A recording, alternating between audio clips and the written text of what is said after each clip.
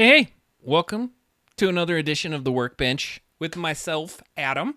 Abdonimus tonight. We're going to just be doing some work.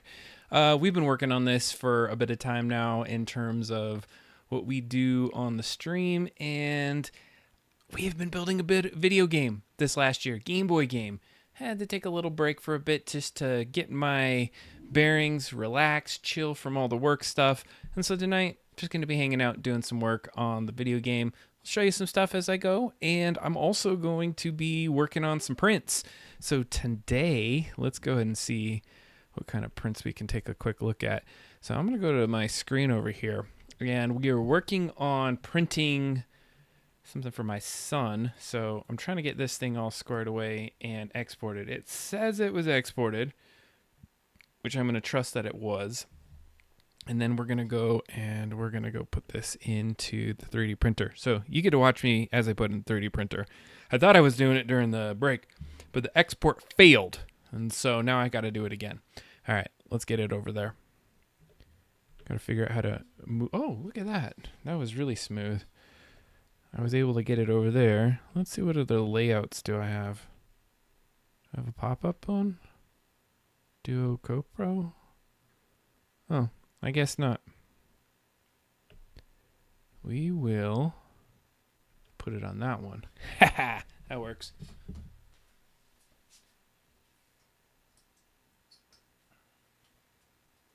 So what I'm doing over here is I gotta load the file. And you can see me loading the file and turning on the printer. And then we gotta get it ready to go for print. So we have a couple nice little angles here. We can do this one. This is the nozzle. We're gonna home this, and essentially what it's gonna do, it's gonna go and get it right in the middle of the bed for us. And while that is doing its thing, get the print ready to go.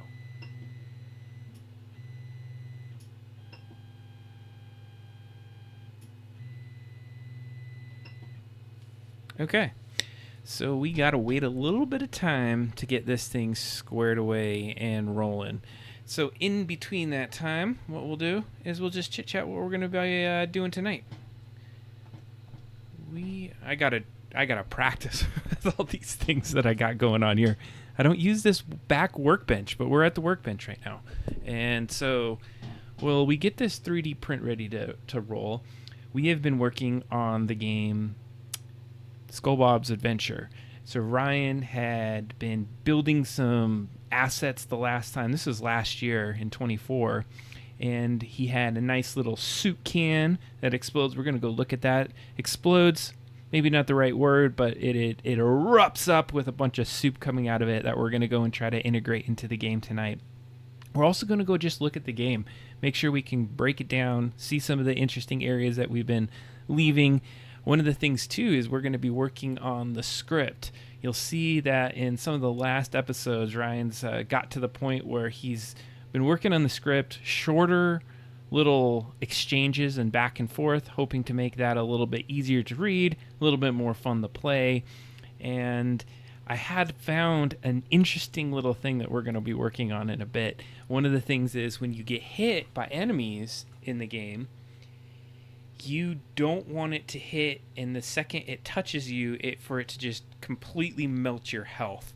And so earlier I was kind of working on some ways that you might be able to indicate that, hey, you've been hit, and for just a little bit of time you have a bit of invincibility.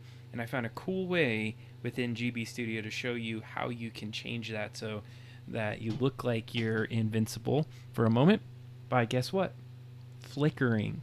Which makes a lot of sense. I thought I was going to have to do all this extra work to make it happen, but I found a quick and easy way to make that work. I'm going to try to optimize it so that I can use it a little easier going forward, but we'll see how I can do that, because I think I might have to do it per enemy in the game so that I can flicker, and it's like right now I have like 20 enemies maybe, but it's super helpful. Really visually shows you what's happening as you're playing, and it's going to be an important aspect of it. So what have I been doing in the workbench times?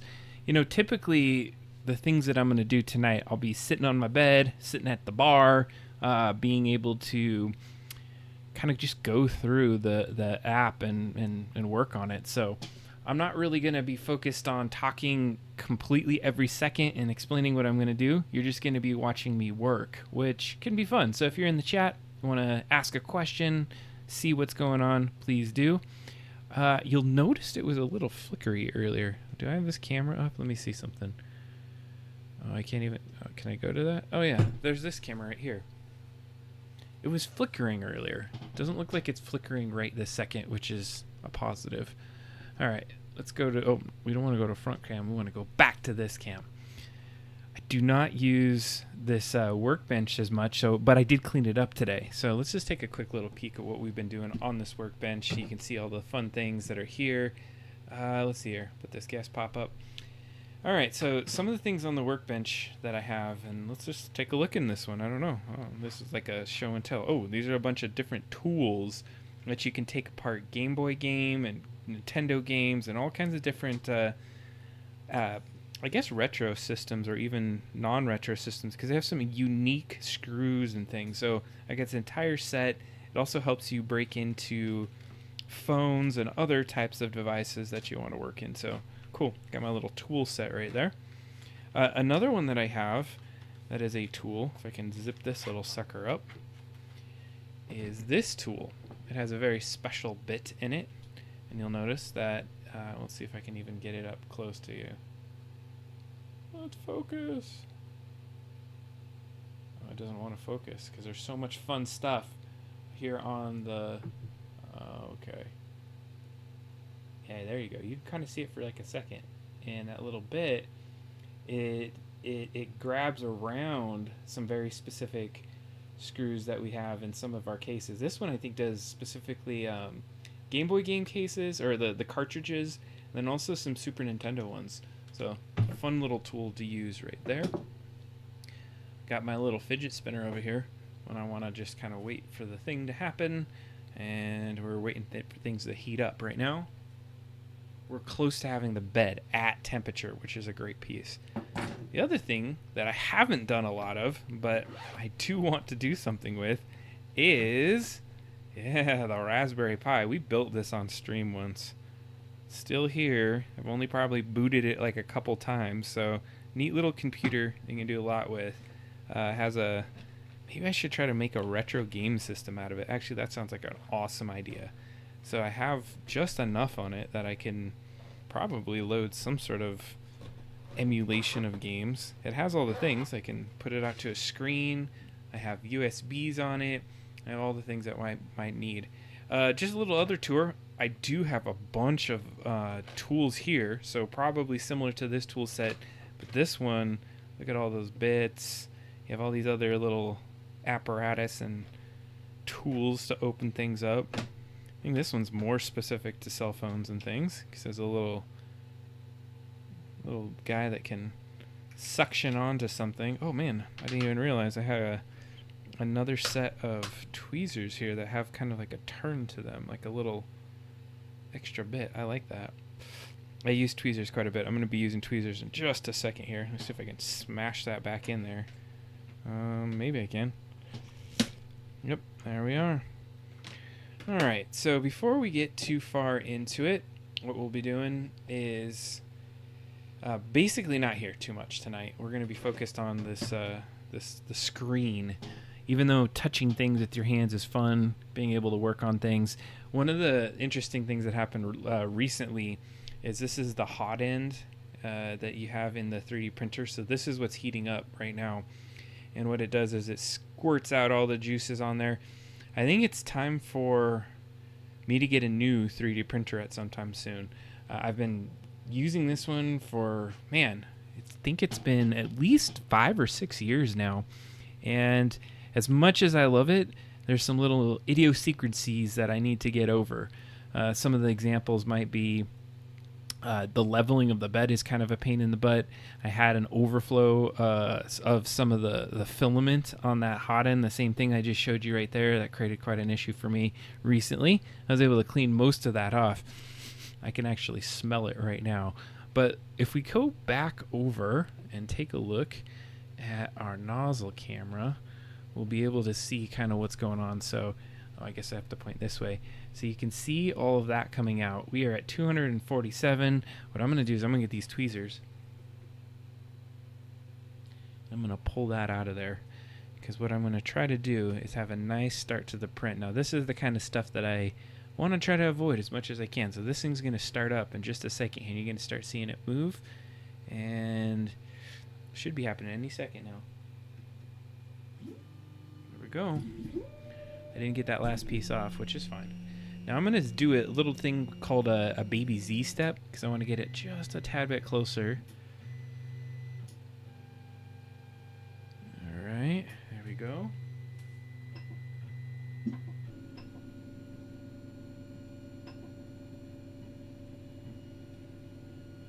So while that's squirting out, I'm going to do my best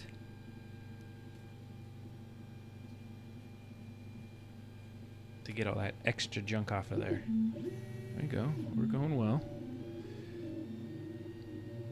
Well, yeah, that looks great.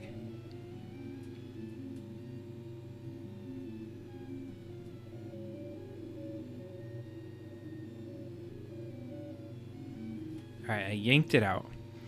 Got a good start. All the extra little filament pieces are gone.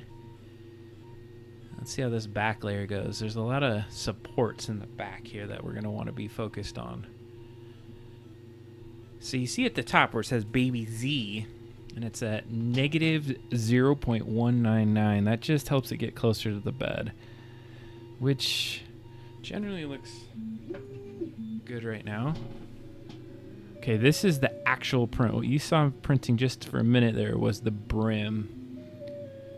I don't know if that was called brim. I guess it might be called a brim, but something that goes around the edge. It just does a little bit of an outline so you know where it's at. It gives me a little bit of time to do all the work that I just did, and there we go. I'm liking what this looks like.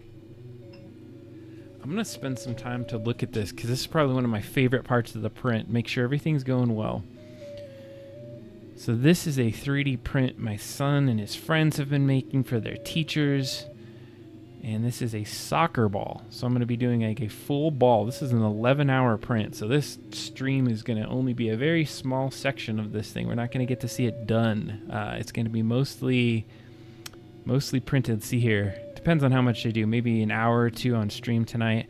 So then I'll have another 8 hours of hearing this thing go around. I don't know if you can hear it too much on this microphone. I have this microphone on, right? I was hoping I did. So we're running at 247, and it's getting the very outer layer. It looks like I put in 4 shell layers, it looks like. Can't quite tell. Oh, wait, I have this nice device where it's called... Oh, wait. Oh, yeah. There we go. Let's see here. Makes it look a little bit better. It's just a flashlight. I'm going to put a little bit of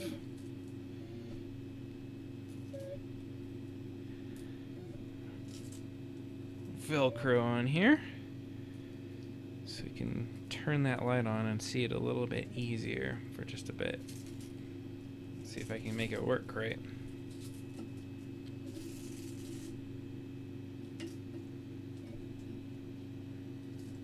Seems like it's doing what I need it to do.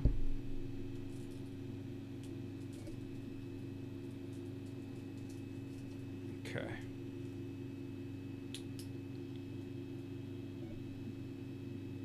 Question is, can I get it to stay in place? This is not... I could probably 3D print a better way to make this work. Velcro seems to work a lot of the time. Just aim it right there at the head of it. Oh yeah. Those are some beautiful layers. This is CR10S upgraded. Still an oldie. I won't have to do any of this manual work. Use some AI to look at it if I get the printer that I want to get. Alright, I'm going to go throw some of this extra gunk away.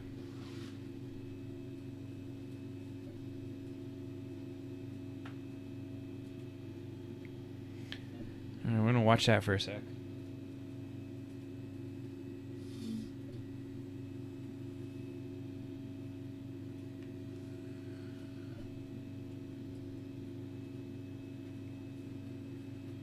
The beautiful layer lines.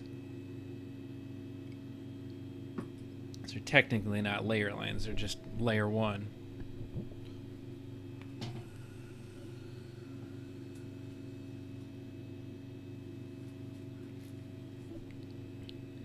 Still a beautiful angle. I don't even know if I'm going to be able to get this angle back if I get a new printer, because I'm going to have to mount a camera to it. Might take up too much space. Still going to figure it out. See if we can make something happen. I'm betting we could. I'm going to have to look into what kinds of faceplates the new one has, and if there's any ability for me to mount something in front of it, because I just don't know how much space I have. It's going to be a pretty tight box. Now this system that I've been looking at, this new printer, it does have some internal cameras, but maybe ones that are not as nice as this one. This is an HD camera that's just basically a little, I guess a Raspberry Pi camera. Yeah, I see there's maybe another streamer out there or somebody watching the stream today. Who's out there with me today? Go ahead and let me know in the chat. Gonna learn a little bit more about retro gaming on GB Studio. We did decide, or at least I did decide, that I want to start to learn Game Maker Studio, which I'm pretty stoked about, but also a little fearful of because there's a lot more that goes into a platform like that.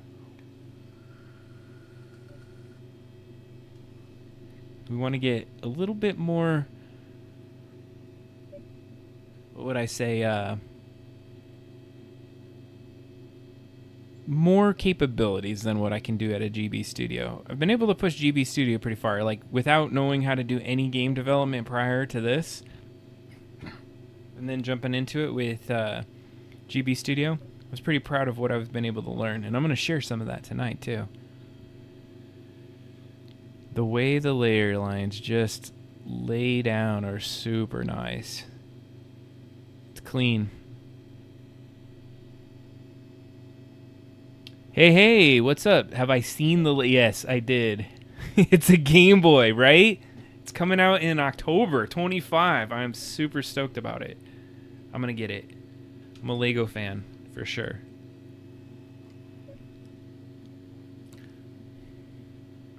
Are you going to get one?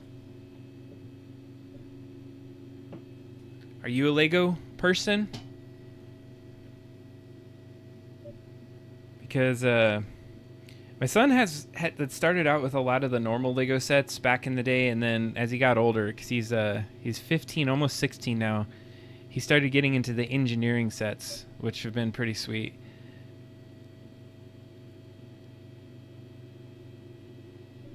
Oh, that's awesome. Are those Mario and Yoshi ones? Are they like a level out of it, or are they actually just Mario themselves?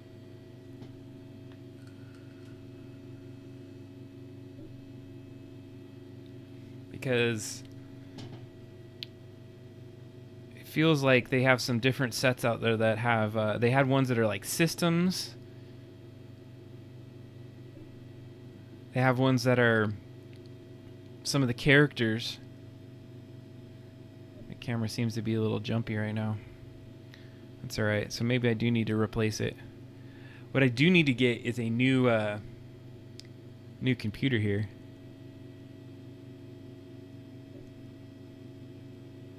Oh, cool. So it has like an animation to it. That's nice. Wonder if I always kind of thought it would be cool where you could make a system, let's say like a retro system like a Nintendo or whatnot, and then actually have it work in some capacity. I don't know exactly how that would all come together. Maybe like at the Raspberry Pi, because they have those like Technic sets and all those things, but I'm fairly certain that Lego and Nintendo wouldn't be wanting to just jam a system and then people using ROMs on it, but maybe they'll make their own custom version where you actually have to buy the games. I don't know. Something where you have a Lego system that you build your device around it. That'd be sweet.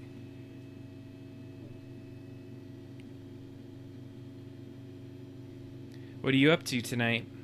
Thanks for joining in the stream, by the way. This one's going to be a lackadaisical one, more of a working one, where I get to just jam out some things. It's kind of, there was a lot of setup to make this happen. Spent probably an hour or two just like turning on lights, getting things ready, getting files all squared away. I feel like it's going to be an exploration.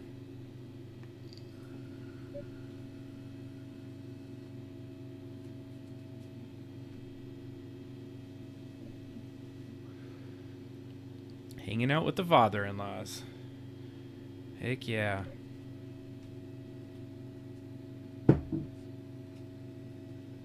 Sometimes I just don't sit here and appreciate what we're doing as far as layer lines go down. There was times where I would just watch every single print back in the day and just watch this part of it. Yeah, it really kind of just gives a little peek into the process. The hard part is what it took to get it to this point. Because this is a Creality printer. And it's something that is, you have to fidget with it quite a bit. And that yellow that you see around there on the sides, those are blowers. So that was one of my first 3D prints years ago. And I mounted it to there. There was a lot of work to make it. It's called a Petzfing. I didn't design it. But what it does is it blows some air on the tip there. So it does a quick cool. So it's coming out of that little tip at 247 degrees. It's melting it. I'm using PET G, so that's it takes a little bit more heat to make this happen. But as it lays it down, what happens is it needs to cool fairly quick. So if you look at the very top, you can see that there's a fan icon in the upper right hand corner. And I'm trying to see if it tells you what percentage it's blowing at. It's actually not blowing at all right now. See ya. Yeah, be right back. I'm still gonna yap. Alright, so we are getting close to the first layer, which I feel like looks really good. At least the first layer for this side of it. We're gonna have to keep an eye on this, make sure it doesn't fall off the rails. I think this one in the back is going to be the one I'm a little bit more concerned about. This one's solid, circle, full infill, and then I'm going to move to some support structures that are happening in the back.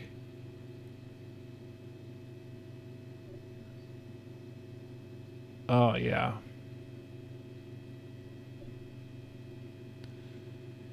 The sounds. I don't know if you can hear this, but the sounds of this are also just like background white noise. It really helps keep you calm. My room's in the other just a bit over here, and I can hear it when I'm sleeping. As long as you hear that noise, you're good. But sometimes I get all nervous that it's like falling off the rails, so I have to get up and go run over. This stream originated from my fear of this thing messing up. And what I used to do is stream to YouTube, and then I'd go to work, and I'd have a Wi-Fi kill switch, and essentially it was a power switch that had a Wi-Fi connection.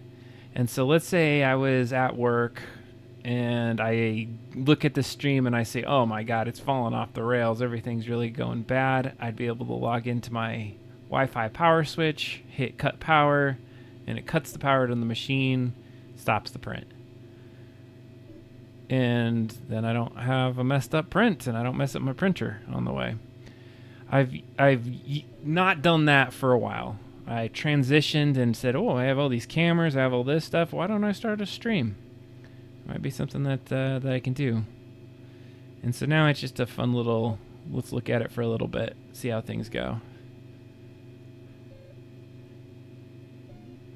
And I have so many different prints that I have. Okay, so now we're going to the part that I was nervous about.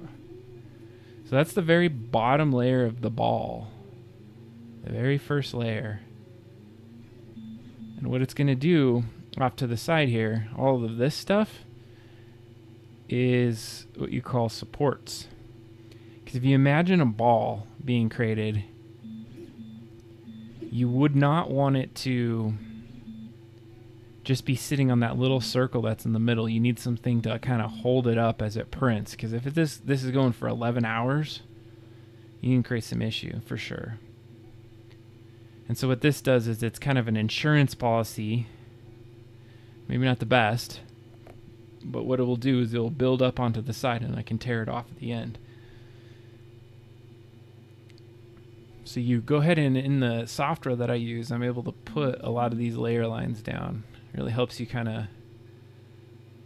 layer lines, but support structures. And you say, this is where I want supports to do, and then it adjusts it, creates this. Now the slicer I'm using, it doesn't have some of the support structures that I like to do. There's these ones that are called, I think it's tree. Maybe that's the right word. There's a few other slicers out there that can do some different versions of it. This is the only one this slicer can do. Simplify 3D. But there's some other slicers, and if you don't know what a slicer is, 3D objects are generated by layering a 3D object in a bunch of two-dimensional layers. And so it's a pretty interesting process, because what it does is it'll take a 3D object, and then the slicing, you go in there and there's lots of settings of how you want to slice it up. Do you want it to look like this? Do you want it to look like that? How much density is it? Where should we put some of these little layer or these support structures? And so you spend a lot of time taking your 3D object and getting it ready for a 3D print. You also have to calibrate it to the size of your printer bed. You have to say, okay, what kind of filament are you going to use? So there's going to be some heating considerations in there. There's ways that you want this thing to move. How fast do you want it to move? You also got to think about what other kind of additions you might have. In this case, I put that little border around it initially just to make sure that everything was flowing out right, looking really good. And so right now, what it did is it just went up a layer. You can see that because on the top, it says layer 2, and it's going to slowly start building up that next layer. So it added a little bit of extra to the side. Now, interestingly enough, I thought it would continue with the support structure on there, but it decided to go over here and continue with the support structure, or no, just with the actual 3D print. So for my lens, this is doing exactly what we want it to do. We're able to get that first layer down. We've got it all done.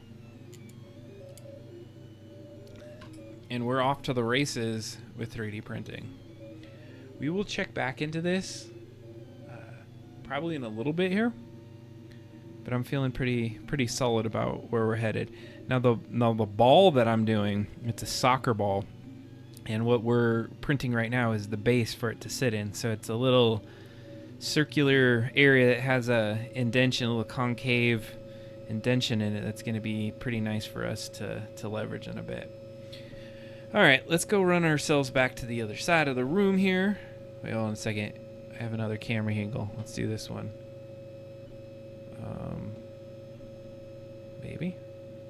Maybe show that one. Oh, I have to show auxiliary cam. I'm trying my buttons out.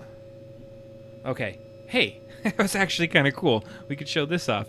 This is what we're trying to create right now, which is the ball. And so perfect way for you to see what's really happening. That back one, you can see those supports. That white structure is what's going to be built up, and then that other piece onto the left there is where it's the base and has the teacher's name that kind of engraved in the side there.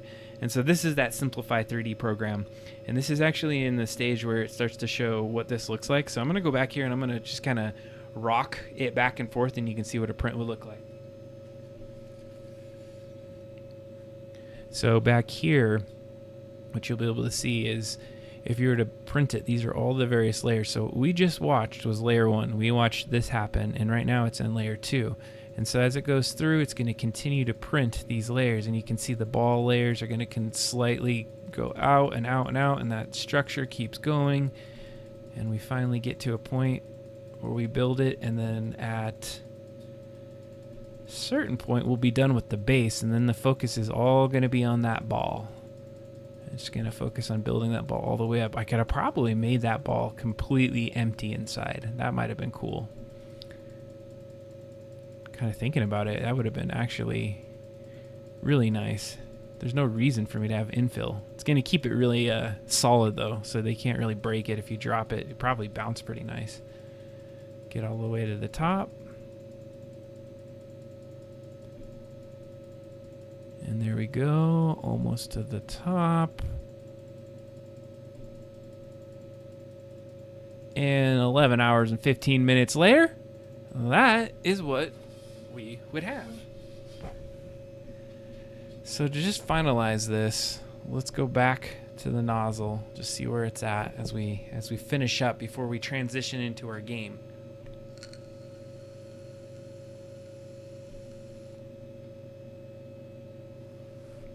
And you can notice that as it prints, it's actually doing it perpendicular to what that angle was on that first layer. So you're laying it over and over at that opposite angle. Gives you some different structural integrity as you build that out. And the layers are able to adhere to each other really well.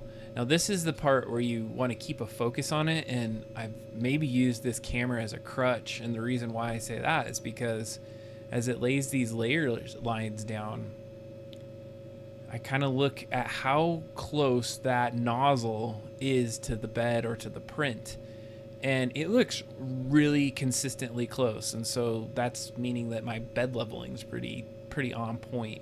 If you notice that as it went back and forth, it kind of adjusted its height.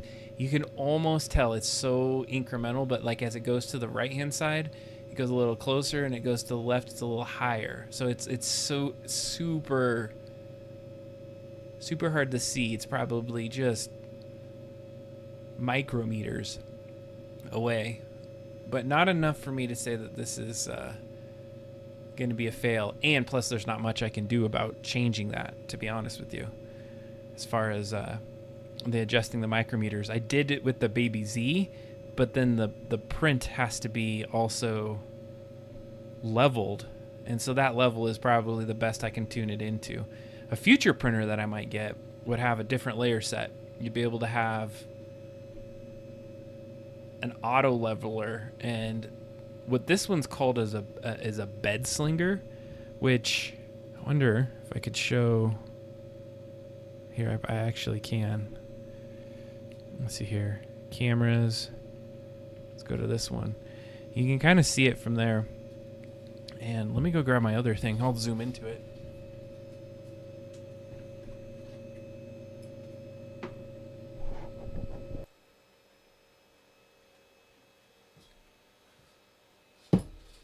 I did not mean to push that button. It shows me sitting down. Probably shows my butt because pants aren't very well fitting. All right, here we go. Let's see if we could zoom into this, and I can explain what a bed slinger is. Now, in here, just so you're aware, here's a bunch of my 3D prints if you're curious. Now, these are more of my my 3D prints that are, I guess you could say, objects. There's a pair of my glasses in there, though. That's a cool little print. There's a little memento to one of my cats that passed away. I have another one somewhere. Got some glasses. Ooh, there's the little rubber band gun from the 24-hour stream this last year. All right, so let's go look at this bed, because what we want to look at is, what does it mean to have a bed slinger 3D printer? This is really slow, but this is cool that I could do this. I want it to focus, though. Can I get it to focus? I guess it's not going to want to focus. Let's see here. It's all focused on everything else. Oh. Focus over here. There we go. We're focused. Nice. This is fun. Okay, so a bed slinger. What it does is that bed is moving, so it's slinging it forward and backward on that Z axis. And what that's indicating is that there's a rail right in the middle there, and I could probably point to it.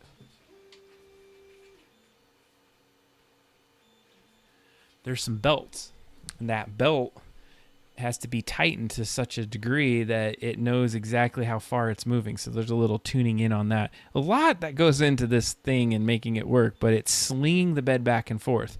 Some of the other versions that I might have in the future would be a bed that does not sling. It actually just goes up and down, and the whole nozzle is what moves back and forth. So that's the kind that I'm going to likely be getting, and it might be in its enclosure. It seems like when I open applications, that's when things go squirrely up here. I just opened a browser window so I can get the chat up here. Not that anybody's really chatting right now, but that is what screws that camera up. So let's look right back in, see where we're at. Now we're getting that support going.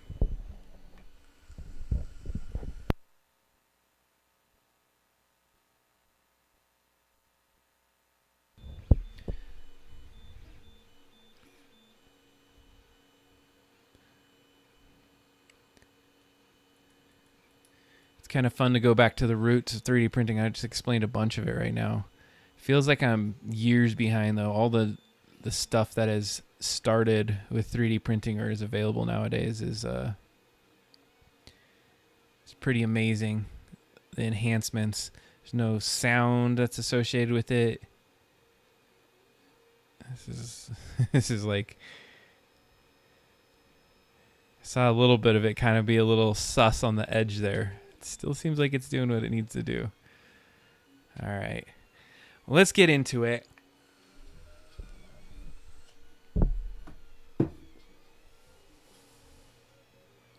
And let's get back over here. Okay. We are back in action.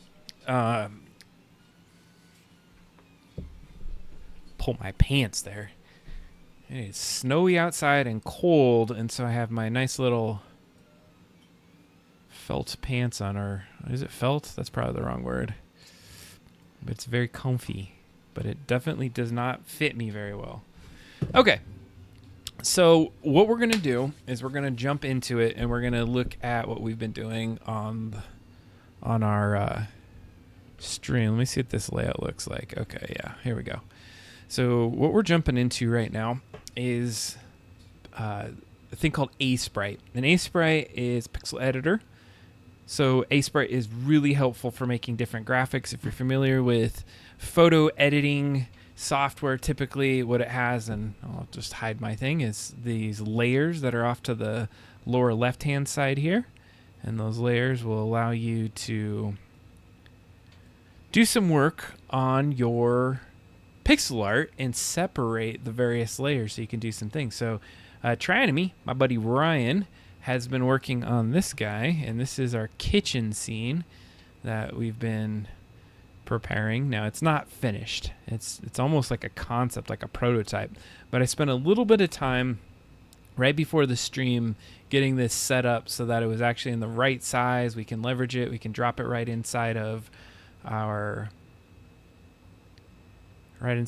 game soon after here. But what we're going to do next is we're going to go and look at our other application here, GB Studio. So there's GB Studio. This is where the game is being built. So much to unpack here tonight. All right, so revisiting where I'm at, I think it would be helpful if I kind of jacked around in the game a little bit, just to remember where we've been and see what's up. So I believe I have, let's see here, I have a version of the game up. See if I can get this bigger. Haha, I can. All right. Cool. Let me just do it this way. Put it right in the center. Let's check out the game. So, I love that. Turn on the lights, start the game. So little Roby here, he can run around and he talks to his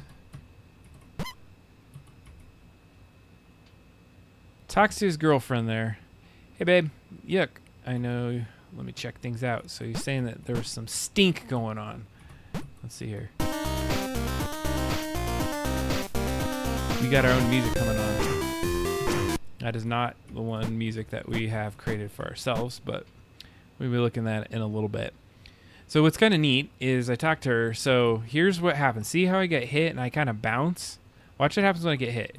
See how I'm not getting hit for just a second there when I'm inside of the spider? So you'll see my health go down. Watch. Get hit, but I can stand there for a second. That is by design, because if I were to stand and it hit me once, the second it hit me, it would be constantly hitting me in my hitbox. And so the challenge is I do have a little bit of like feedback, like, something happens, I jump, but it really doesn't show the duration that I'm having that pause before I get hit again. So that's something we're gonna figure out in just a little bit here. But for the general gist of it, I just wanted to kind of see how the game feels again, get my bearings again. Ooh. Oh, crap. Jumped on the spider, squished that little guy. All right, we're going to go back there soon. So here we go. Ooh. So this is a nice little feature here. So this little guy that's blowing some things up, we're going to, oh, crap. Couldn't even jump up on it. It hurts me. Wait, I gotta actually test that. Yep, it hurts me, but I don't have any feedback. I need to do some feedback where I kind of bump. Oh, crap. I couldn't figure out how to jump off of that. I thought that would have been a sweet thing to do. Okay. So I need some battery to get this elevator to go back up. I do not have any health either. So next time I get hit, I'm dead. Which is probably fine. Eee! Little explosion right there. Alright, this stuff will definitely hurt me, so I gotta be careful. See how far I can get with almost no health.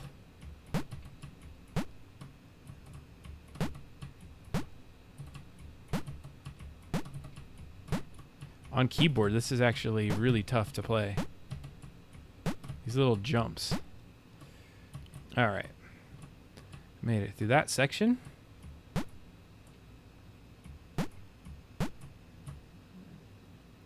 Ooh. Oh. Oh.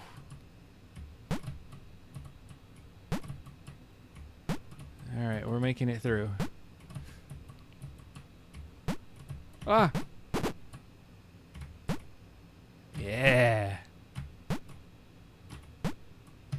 All right. Blind jump. Got a little spider. Oh, crap. Doesn't hit you right away. He has to get on you and soak into your shoes before that will actually affect you. Oh, sweet. Okay. Now, just playing the game, I know that that door doesn't have anything in it. But this spider is a little scary. Don't want it to hurt me. So some of these jumps are pretty difficult. Shite.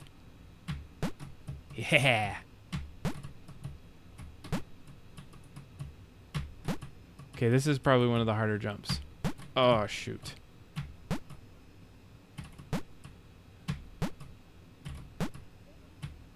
Okay, that jump is a nice jump. Being able to get out of that one. But that last one, not so much. I think I did this on the stream for a while, on the 24-hour stream. I'm trying to make those jumps right. Alright. I don't necessarily need to show this off, so let's just make sure I die after that. Yup, I'm dead. Game over. Alright, so we know this works pretty well. Let's watch that intro. Looking beautiful, by the way.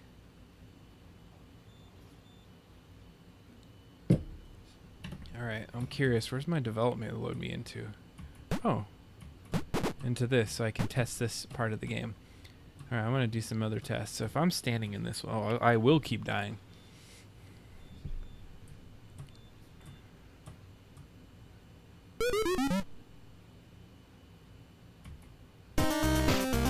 Okay, so as far as the game, it works pretty well. So one of the things I was going to work on is how do you get feedback when you get hit by something?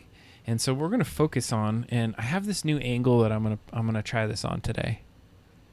Hey, trying to me, what's going on? Welcome to the stream tonight. We are chilling, doing some Workbench, and we're working on the game. I've got to get back in the game. Got to get my mindset in. This is the first time in like months that I've been able to do this, and so I'm excited. I'm excited that we're at this point. Months being in that I spent a lot of time in there. I felt like, hey, now's the time to get kind of back into it, start figuring out some stuff. I did work on some of your stuff. I'll show you in just a little bit here what I mean by your stuff. Heck yeah. Cheers. Cheers to you, sir.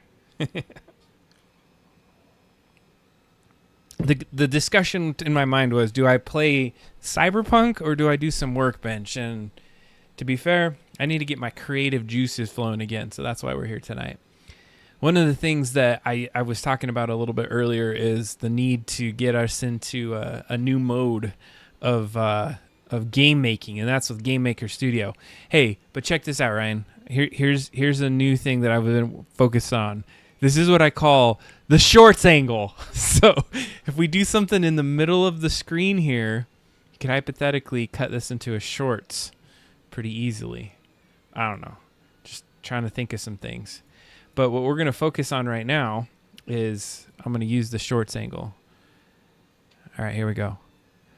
So let's say you're playing the game, and one of the challenges that we've had has been when you get hit by something, and we just looked at this just a minute ago, and I'll go ahead and I'll show you what we're going to try to solve for right now. If we need to be able to get an enemy, and when they hit you, you have to have a temporary invincibility. And the reason for that is that the second an enemy hits your hitbox, it creates a challenge. And that challenge is that it would just melt your health.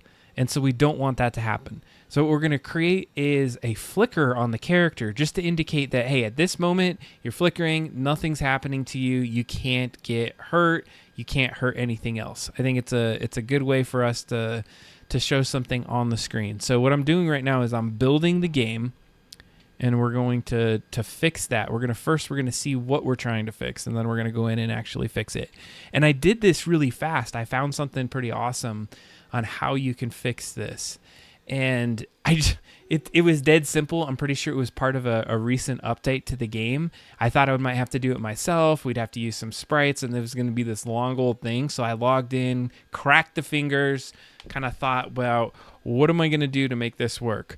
So if I have the game right here, and what I'm gonna make it a little bigger, maybe. All right, we're gonna make it bigger like that. I don't know why that doesn't. Oh, there we go.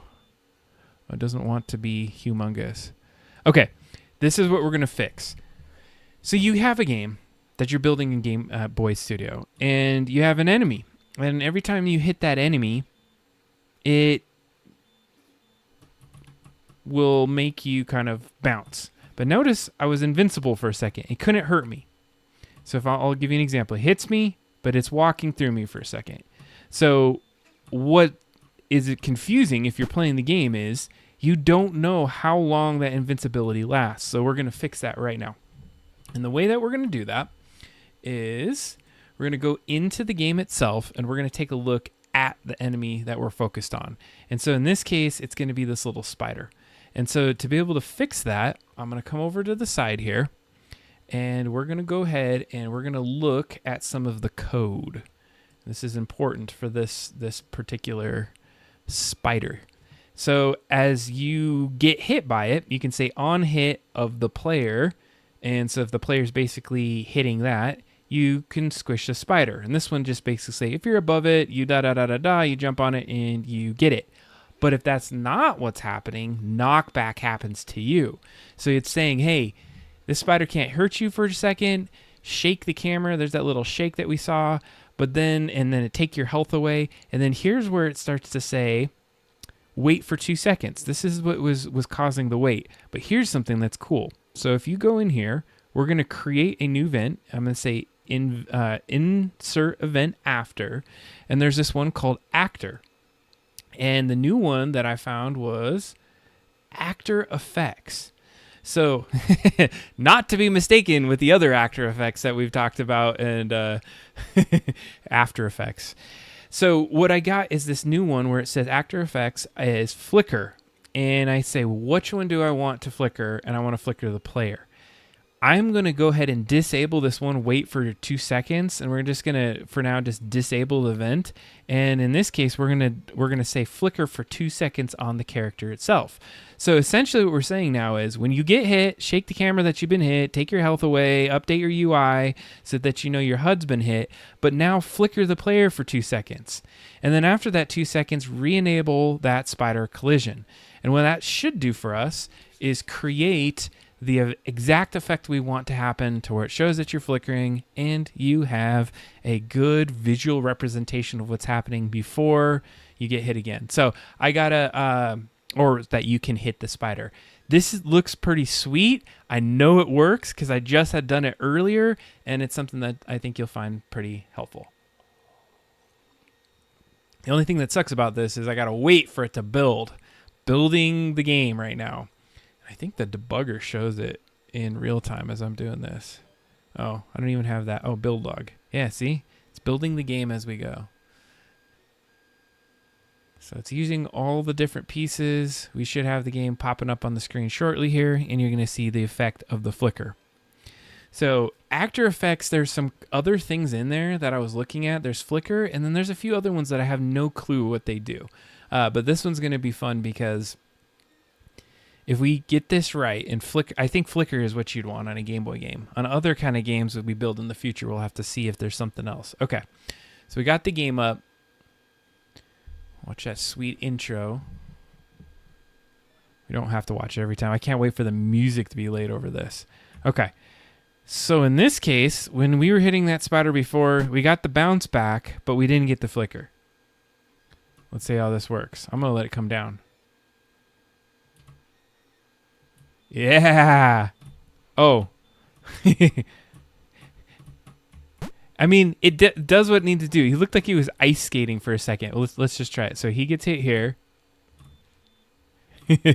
I mean, it's good. I'm going to figure out. I don't know why the run doesn't happen, though. That's the only kind of bad part of it. But for the most part, it does exactly what we need to do. You can run through it for a second. Well, your flicker. Oh, it was working. Did you notice that? All right. So then you kill it when you come back. That is an amazing effect. I think that is exactly what we want to do. There you have it. Actor effects with the flicker in the game. So we're going to start loading those over some of our enemies as we start moving through this. All right. So what can we start to do in the game? What are some of the other areas that we need to put our focus on? Right now, it's going to take some time. It's going to take some time to build out some of the pieces that are necessary for the dialogues to happen. And we're going to have to figure out a new beat as to what happens through the game. Because right now, you jump into the level and you're just got in and there's no context. We need probably an earlier menu structure for us to work through. So something that says, hey, what just happened? Oh, yeah, there was a funeral and now you're back in the bar the next day. Get a little bit more context to build up the story here. And then you start to go explore all the different various rooms that are part of this map.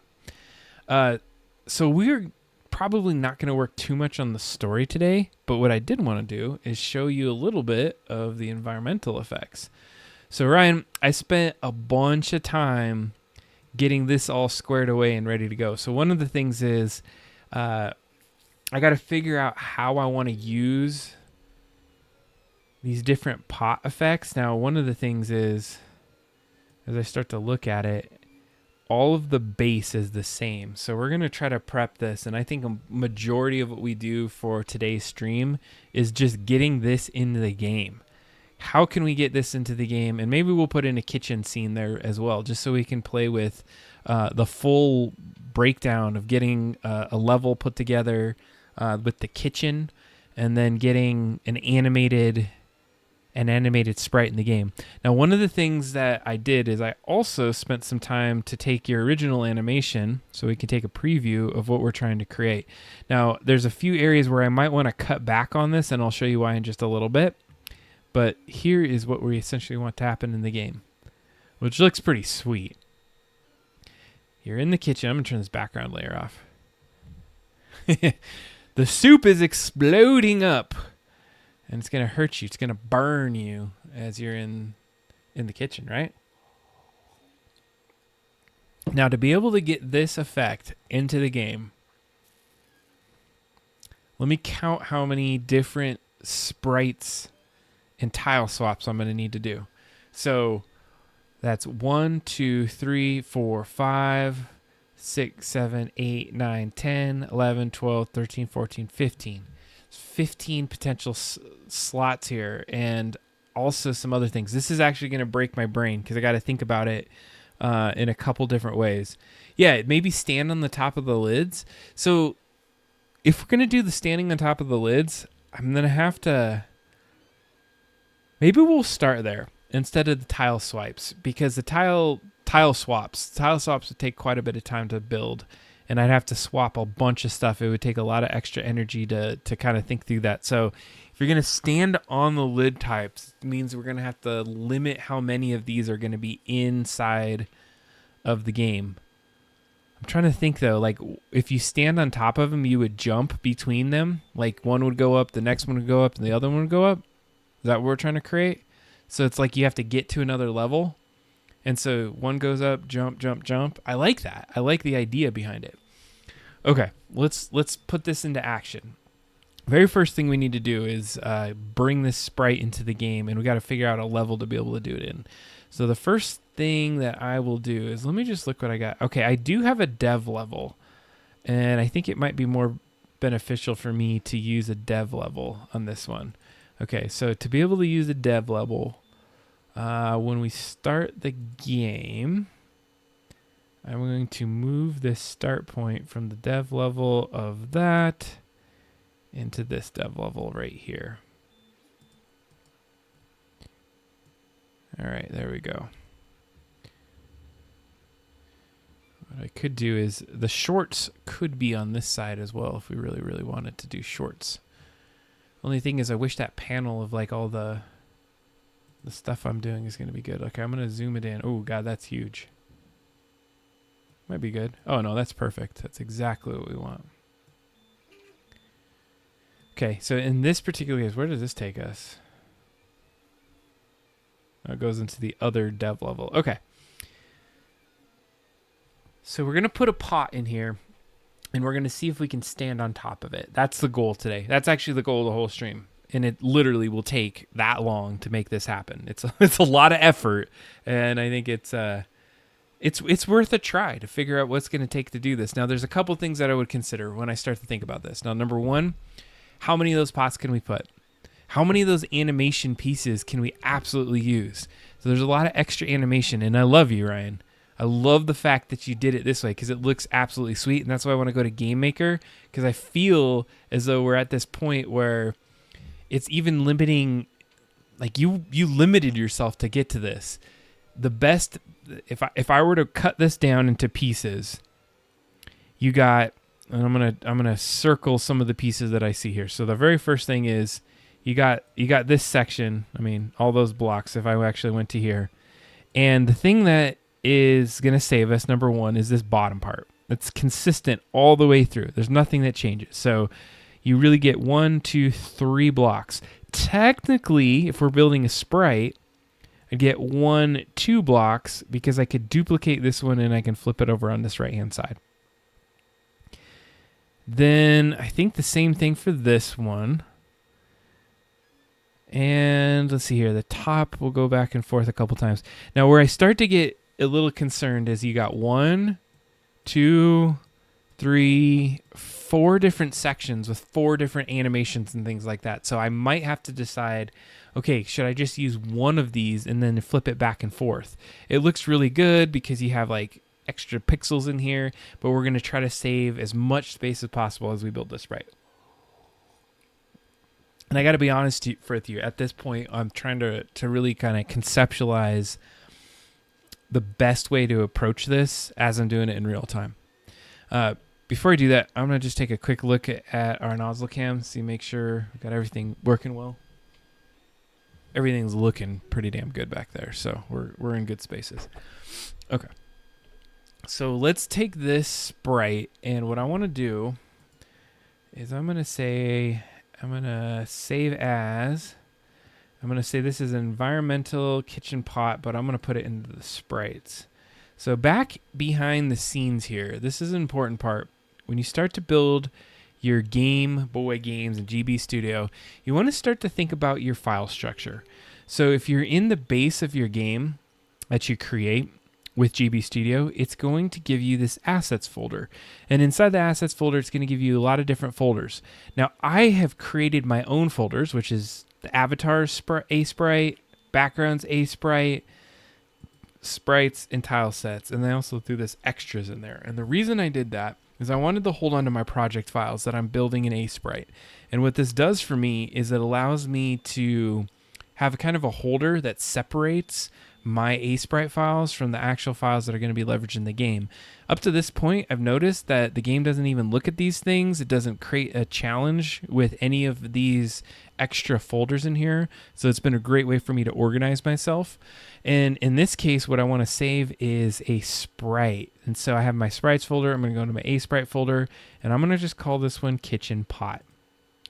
So I am going to take away environmental. Wait, do I have environmental in here? Let me just double check. Projectile item. It's an item. Object. It could be considered an object at this point. So I'm going to put the word object in front of it so it groups my objects together, because this is an object. And so, for example, there's an object of a barrel, there's batteries and doors, and you can actually interact with the barrel, you can interact with the batteries. So I think it makes sense for me to call this one object kitchen pot. And I'm going to save it right there. So right now, that gives me this new object. Now I have it, so if I ever need to get back to it, I'm going to close out my kitchen, and I'll close out, well, I'll keep that going just in case I want to look at it in a little bit here.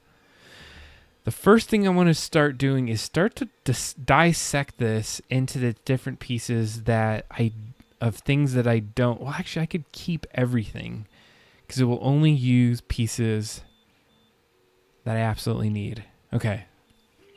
Thinking out loud here. If it's a sprite, it will use background pieces. So I'm going to go to my background, and you can use this green color on sprites. So it's important to have that green color in there because green is transparent in the game. So if you have this green color, anything that's green, consider it transparent as we start to use it. Okay, that's good.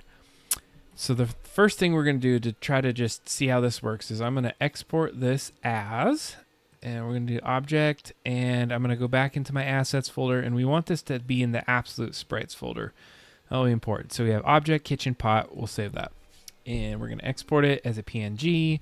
And now we've exported it. Now let's jump back into the game and start to leverage this. So they'll be able to start making any kind of progress on this. The first thing that I actually might do, let me get the world set up so that we can get this set up. So I have to go to file, and I will open. And I'm going to go to my assets, background sprites. And then I have development.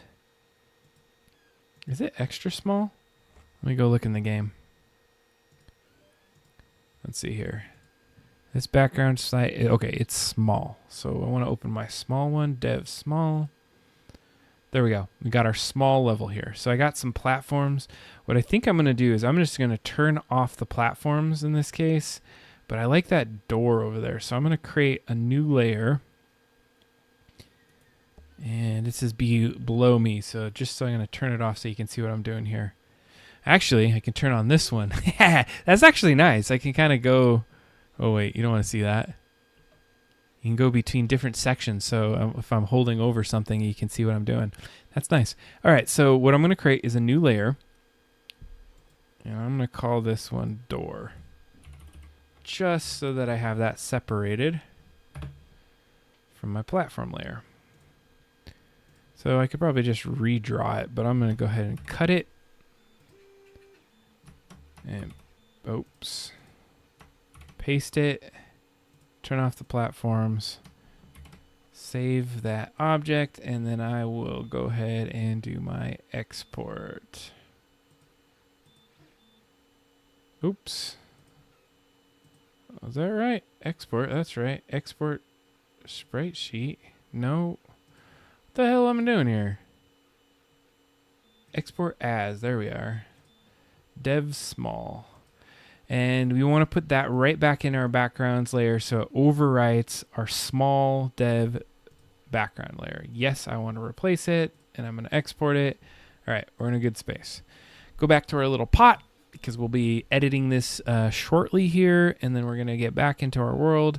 And sure enough, it has now adjusted our dev area so we can start working with this pot. Now, why would I want to use this dev area and why I'm going to make some adjustments to it? So originally I had some platforms apparently that I was jumping around on, but what's so nice about this dev area is it allows me to do some work in terms of just trying new things, working with a pot. Now, the first thing I know what I want to do is I don't want these little areas that I can jump on. So I'm going to go ahead and just delete those or remove those from this area.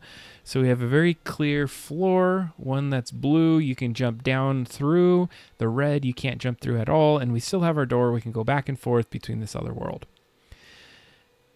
So what I'm going to do is I'm going to actually bring this over here in a second. I'm just going to see if this works. So we're going to want to look in it in a second.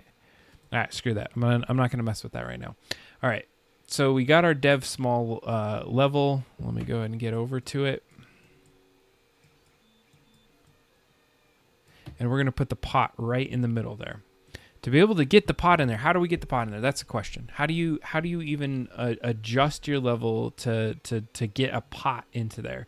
So I'm going to go in my game world, and then if you do this drop down, I'm going to go to sprites, and it's going to give me my game world. Now the very first thing I got to go figure out is where is my object, and on the left hand side here, I'll go kitchen object, and there we have it. We have our object file. Now the first thing is it's 1, 2, 3, 4. Okay, so it's 5 tall. So we need to adjust this canvas so that it can get to the right height. So that's 1, 2, 3, 4, 5. I'm gonna have to actually add a 6th one in there. Do I need to add a 6th one in there? I do. You'll see why in a second. Okay, that's the first step of it. So we have the object, and because this is an object and there's not gonna be a right side, left side, turning around, what I can do is I can change the directions to just saying fixed direction. What that does is there's just an idle position for it. So the very first thing is it's 4 across, so that's great. So I can, let's see here. I'm going to get our pot, and I'm going to plot it right in the middle of the world here. I think I can zoom this in too, just make it a little bit bigger. Perfect. So there is the very first version of our pot. That's square one. Now, I understand that this is going to take some animation. So let's see here. I am going to just add in a few frames of animation for our pot. It actually does not look like it's in the right position. I'm just going to add all of them, and the animation is not going to be right. I already know it's not. So bear with me as we do this. We're just adding in as much of the pot as we can so we can get the base level of the pot. And let's see here. So we got 1, 2, 3, 4, and we're on 5 now. Okay, this is where... Okay, so I'm already seeing my first challenge that we're going to have with this pot. So what I'm going to have to do is I'm going to have to delete these levels. Oh man, this is what takes a long time. So delete the frames individually. And the reason why I'm going to have to do this is that the height of anything has to be in multiples of 6, and it's in 5 right now. And the reason why that's important, maybe I see another potential issue too, is that if we want to step on top of it, we may have to have different versions of this object. Lots of challenges here, but that's what's fun. This is all about problem solving, right? All right. Just put that in there. Delete everything. We're going to go back into our world. And what I have to do is I have to increase the height of this by 1. So I'm going to go to our edit sprite. I'm going to adjust the layer itself to, where do we do that? Canvas size. We're going to go up. So the height is 40. We have to actually do it to 48. And we want it to go up. Okay, perfect. And on my background layer, I'll go ahead and add some more green. Got that sprite there. Save it. And we'll export as kitchen pot into our sprites. Exported. Perfect. Back into our game world, we can continue our journey. So on frame 1, we'll put our pot again. Frame 2. Let's see here. Thankfully, it's all in that little area. Frame 3. It's going back and forth. Oh, we got to get that frame 3 in there. Perfect. Frame 4. Frame 5. Let's see here. There you go. Frame 5. Frame 6. And now this is why we had to do that. Oops. Actually, we just need this. You did a really good job of keeping in the blocks, Ryan. 7. Okay, this is why we need to increase it by a frame. Because you want all of the object to fit within what we have here. Okay, so that's at the top. Now, okay, so go here, go here. So the question is, what do we do in this next frame? So I'm going to take what we had before. I'm going to take this exact frame and I'm going to drop it in here. Now the lid, you'll notice if I go between these two frames, it's in the exact same place. But what I'm going to do is I'm going to highlight it and I'm going to flip it around. And so now the lid goes back and forth. Okay, that's good. So then I place this in there. Go this frame, copy it, paste it, and flip it. So we go 1, 2, 3, 4. Perfect. Go back this. I'm basically just reverse creating this in here. So I'm going to flip it around. So off to the right hand side here, you have the mirror tool.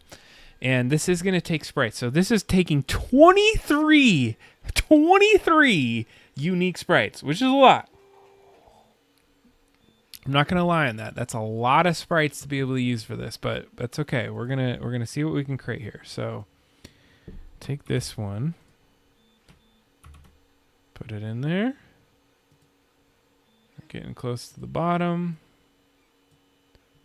And you actually have this one reversed. So place that one. Place that one. And then we're at the normal pot. There's our entire pot animation. Can I play it? I don't know if I can. I can just use my thing.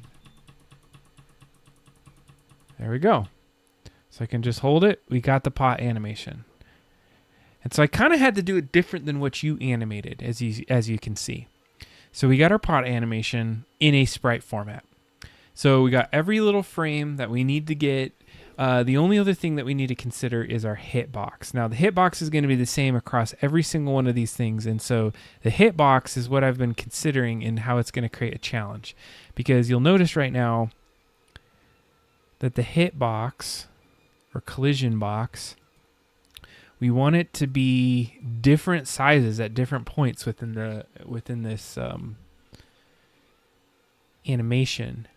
Now I think there's a new feature where I can adjust the hitbox, but we're gonna work on that later. We're gonna first just even see if we can get this into the game.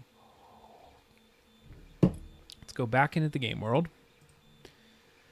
And let is add our actor. We're going to drop that guy right there.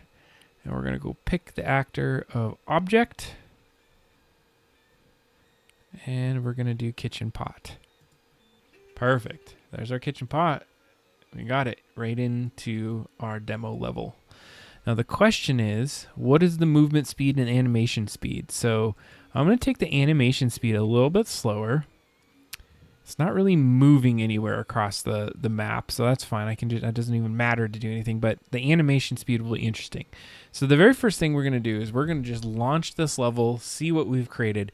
So we've taken a sprite, cut it up, prepared it, made sure the height was in multiples of 8, an even amount of pixels. Let's see here. I guess it would be multiples of 16 because I don't know if this is making sense what I'm saying right now, but what I was creating over here, while we wait for that to build out, this is 16. So there's 8 pixels per square here. And when you're building sprites and using the tool in there, you can only ever do 16 by 8 when you start doing that. So I have to create 1, 2, 3. It's even amount. That's on that side. That's what made me be able to build our sprite. I know I'm yapping it up. I actually can't believe I've been talking as much as I have on this workspace. I've been explaining exactly what we've been able to do. So we were able to take a sprite. We were able to create it. Now we're building the game so we can test this out, see what it looks like as an animated sprite in the game. So what I'm anticipating is going to happen is we're going to get into the game. And when we get down to this part, we're going to go to the development part of the level. Okay, there we go. We'll just skip down to it and we'll go to load our development level. Oh, look at that. We have got something. So I can run right through it. And that's something we'll deal with in just a little bit here. But up to this point, I think the speed is a little too slow. But it's great. We got it in there. We've got it animated in there. I think this is exactly what we were hoping for. So let's adjust that speed. I think we need to do, I slowed it down. So that's what it was before. So it was at 4, it's 3.7. Let's go up to 5. Let's just see how that works. So as that's building, I'm gonna contemplate some things that we need to do here. I think we're gonna have to simplify the animation because even in this scene right now, that took up 23 unique positions. We did get the upgraded version of GB Studio though, where we can have double the amount of tiles in there, as you can see in this little middle section. This 26 is saying this is how many tiles are used by sprites. 26 of those just from that one pot alone. Now, we can duplicate the pot a couple times and it would actually be fine and it would do its animation as we would expect it to do. But we're going to have to do some work to make this this actually pan out in the right way that we're expecting it to do. So what are we doing right now? What are we waiting for? Well, we're waiting for it to build again. And you can't really see it. Oh, you can see it right there. There's the debugger. The debugger really shows all the different elements that it does. So it takes all the variables that I had all saved over here. Here's all our variables, and it recreates it. All right. Let's see what the speed looks like now. All right, that looks about the right speed, actually. Okay, that's looking great. We got our pot. We got it jumping up. So the next thing is, how do we make it so it actually has a collision? So I'm going to have to think about this right now because it's been a minute since I've been in the game and doing some development. But I do have something that has a collision in it. Just look what I did. And I'm pretty sure I remember exactly what I did now. So when you're playing this level, we have this platform object that will go up. I need to see what collision box. It's 3. Okay. So I have a my guess it would be considered a mod or a plugin in here that allows me to say, actor, I want you to have a collision box, and so that I can stand on top of you and I can do some things. And that collision box is 3. And I had to set that in some other settings in here. And if you're interested in where I set that, I'm going to go over to our settings. And I'm going to go down to Platformer Plus. And so Platformer Plus is that plugin that allows me to do some additional work within the game. And let's see here. I'm not sure if it's within that area here. So this is talking about the dash, all the different areas. All right, let's just see here. I'm going to go up. There's the Platformer Plus. There's the jump buttons. I'm pretty damn sure it's in here. Let's look for the number 3. Ah, no. I thought it was here. That's the dead zone. Okay. I'm forgetting right now where we put the collision box of 3. Oh, here it is. Engine Platformer Plus level controls. So solid actors. So what we put on there was an actor.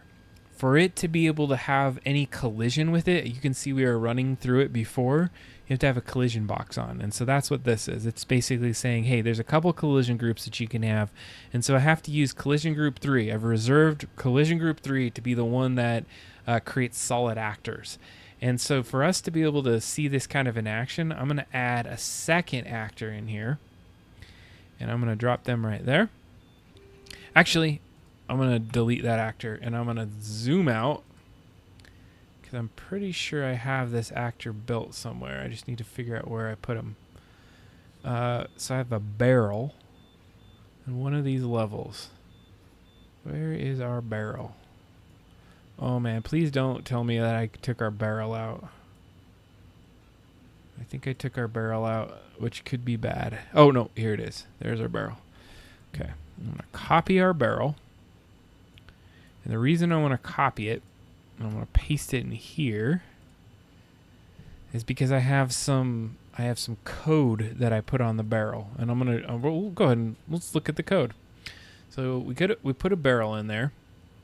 Can I pop out? Hold on a second. I'm curious on something. When we start to do view sprite dialog boxes, minimize.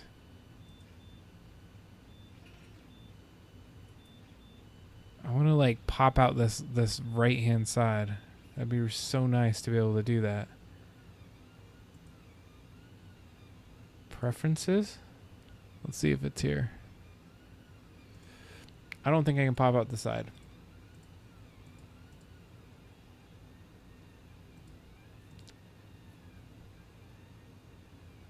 All right, fine. We were not going to pop out the side. But what I will do is I'll show you what's happening with this barrel. So if you have a barrel in the game and you click on it, first of all, the collision box is at 3. And then I have an on hit. So basically, when a character touches the side of the barrel, that considers and it takes a hit. And it's saying, first of all, the player has to be within a distance of the barrel. So it has to be less than basically 2 blocks of the barrel. And if you do that, you touch the block, which is an object, you're touching it. So that's considered a hit.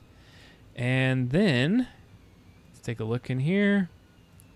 We have an on update script, and I'm holding some of these variables, this object barrel in there, and it's basically saying, hey, when you are within 2, what you can do is the script will pause and you're waiting for it to hit B. And if you hit B, slide it away from the character.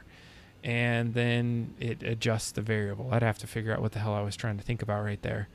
And then else if you're not doing this, it's changing some variables. Man, I did a lot of craziness into this. It's going to be interesting. I should have been looking at that while I was building the game. So the reason I wanted to show you the barrel is because that was something I was pushing around. It was basically a way for me to push a barrel, and I think there's probably a better way for me to build that out. But at least in this case, I want to be able to push a barrel around, and I also wanted to be able to step on top of it. And so that's why I said the collision group for the barrel is that. And so we're going to do the same thing for this pot. The difference, though, that we have to solve for is the pot can grow, and then it shrinks in size and height. And so for me to be able to basically jump over the barrel as we're running through, and then for it to then grow in height, I want to be able to be at the very top of that barrel at certain points. And that collision box doesn't allow me to do that or adjust for it. I think there's a thing that is and we're going to look up that in just a second, a way for me to adjust where that hitbox is or show where it's at on any given frame. This is going to be new ground that I haven't been on. All right, so let's look at this.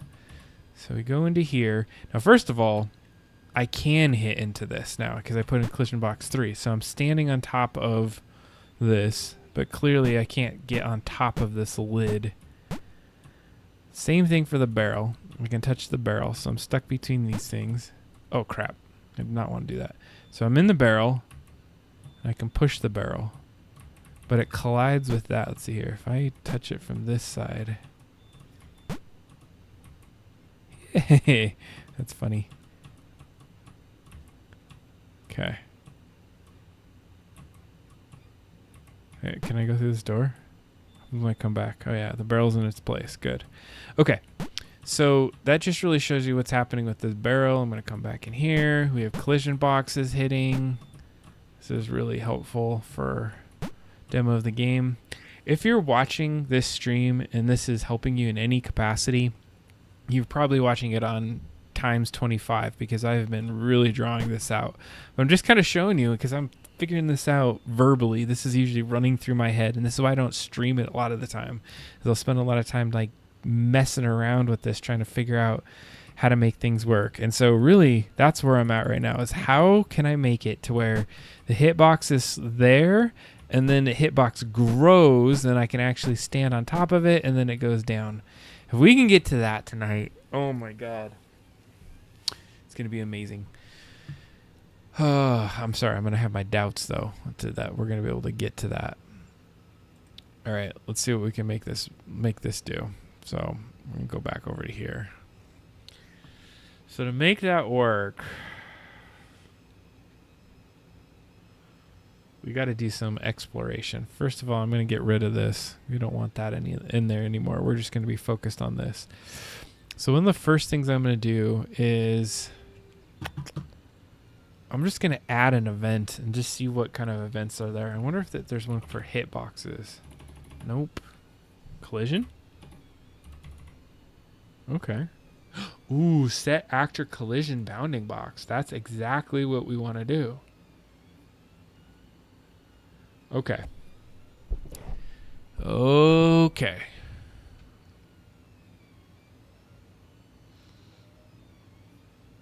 I think I know what we need to do here. So we can't put this on the on hit. This is going to be on the on update. So we're going to delete this one. We're going to go on update and we're going to say collision. Set actor collision bounding box. We're going to have to do some counting here. And the reason we're going to have to count is we're going to have to figure out how many seconds happen between each section, and then how much do we have to increment this bounding box to go up and down. I'm gonna have to get a pen here. This is where math comes into play. Really basic math, but not. Damn it! I need some sticky notes.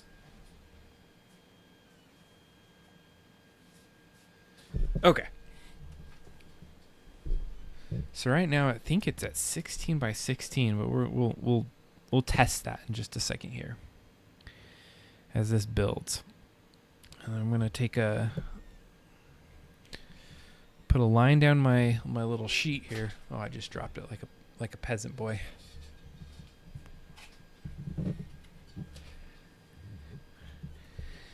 So what we're going to try to do is we're going to figure out at what interval this thing is going to grow and shrink. Okay.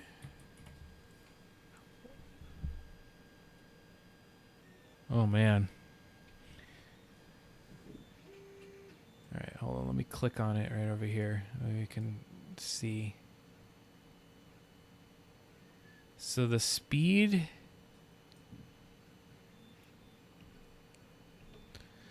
So the speed is at 2.5. So that's a 7.5 frames per second. So 7.5 frames per second. 7.5 frames per second. Okay. So if we keep that in mind and we go to our sprite, let's just take a look at our sprite. We have 14 frames. So basically, and I'm going to just round about, is every 2 seconds, it takes 2 seconds to do the entire thing. We have the 0.5 in there, so there's an additional second that we have to account for on a full rotation of this. And so I'll figure out that math in a little bit. Let's just do some averages right now. So basically, if you have 14,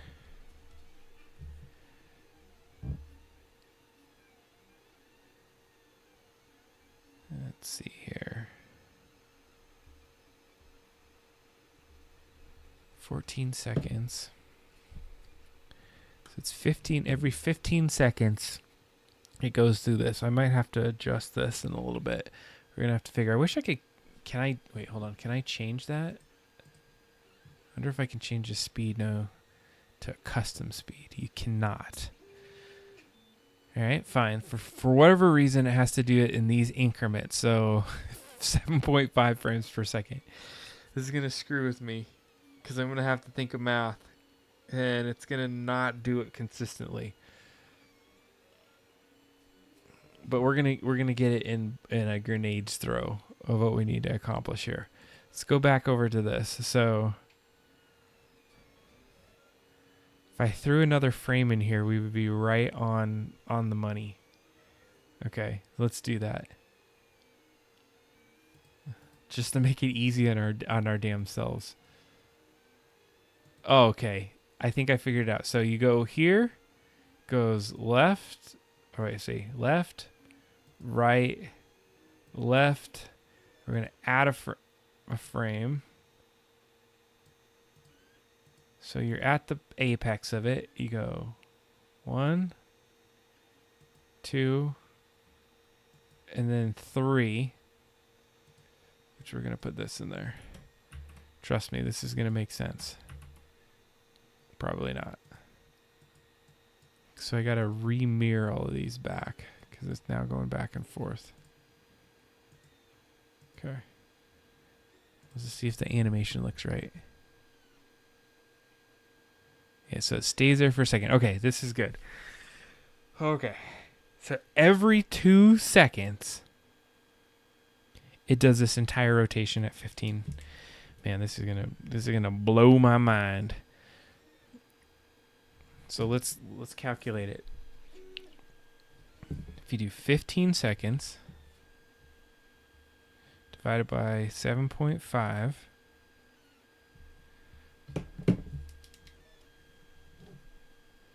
so every 2 frames, we need to increase the size here. And so let's do that out. So 2, 2, 2, 2, 2, 2, 2. I'm going to write that out 15 times. 1, 2, 3, 4, 5, 6, 7, 9, 10, 11, 12, 13, 14, 15. So on frame 1, we are going to be hitbox at 16 by 16. Okay, so we'll just do 16 by 16 for frame 1. 16 by 16 for frame 2. 16 by 16 for frame 3. Okay, so then at frame 4, we want it to go up to, and I'm thinking, do you stand on this thing? So let me go back to this. Hold on a second. I want to get this hitbox right.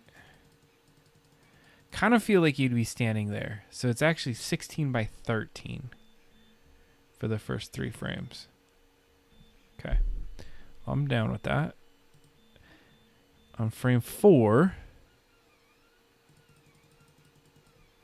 you're going to be 16 by 21. 16 by 21. 16 by 21. Okay. And now you're going to go... Whoa, whoa, whoa, whoa. Hold on a second. Did I just put into... Shit.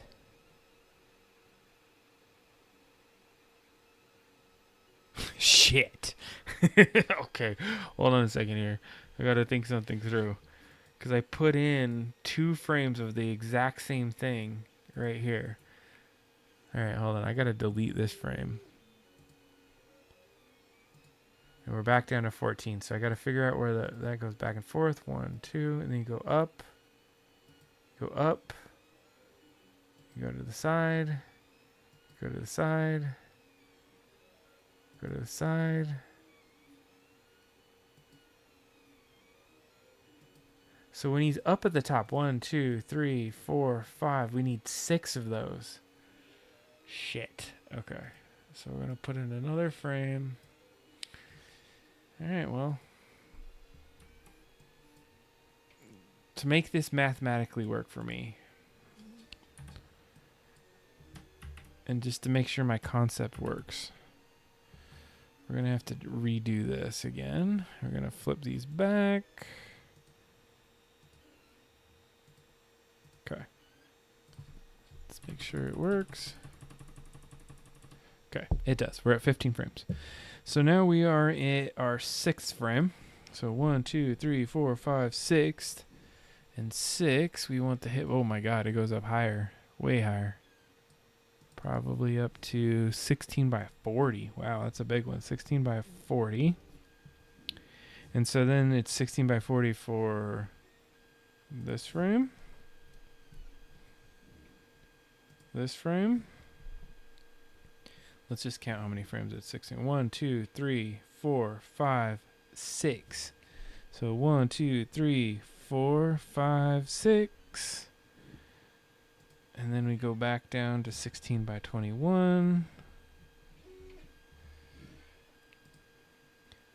16, 21 again. Right? No. 16 by 13. 13. Okay. Brain damage is happening hardcore right now, but the height is the only thing we're going to adjust. So go back into the game world. We're going to do an on update, and we're going to say 16 by 13 is where this starts. Well, that's nice. Let's go back into this sprites. We're just going to set it to the right thing right now. 13. Okay. Hitbox is in the right location on the sprite by default. In the game world, we don't need to change anything initially. So we just need to do it to where it goes to 21. So we go 3 frames at 13. And then the next jump up is to 21. So how long... Okay, can I pause? Does that pause the whole freaking game? Shit. Alright, gotta try a wait in here. Let me just see if this screws me up. I feel like this could screw me up, but we'll see here. So we have 3 frames. Let me do this. Let me create it like this. 3 frames. 1, 2, 3, 4, 5, 6. 1, 2.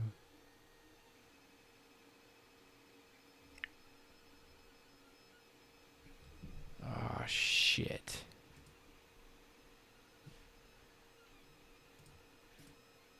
Why does it have to be so complicated? 1, 2, 3, 4, 5, 6. One, two, three.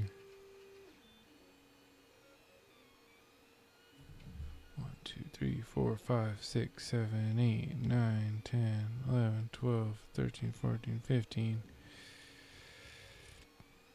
So 3 here.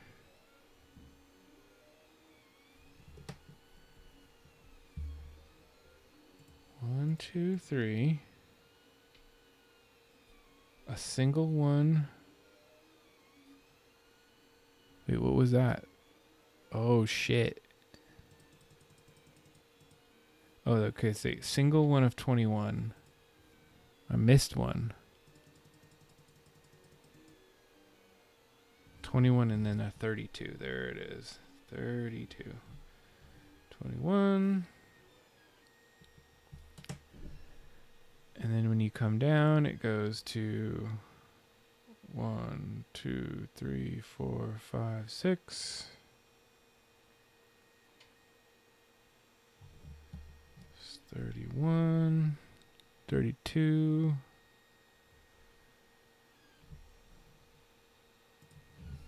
21.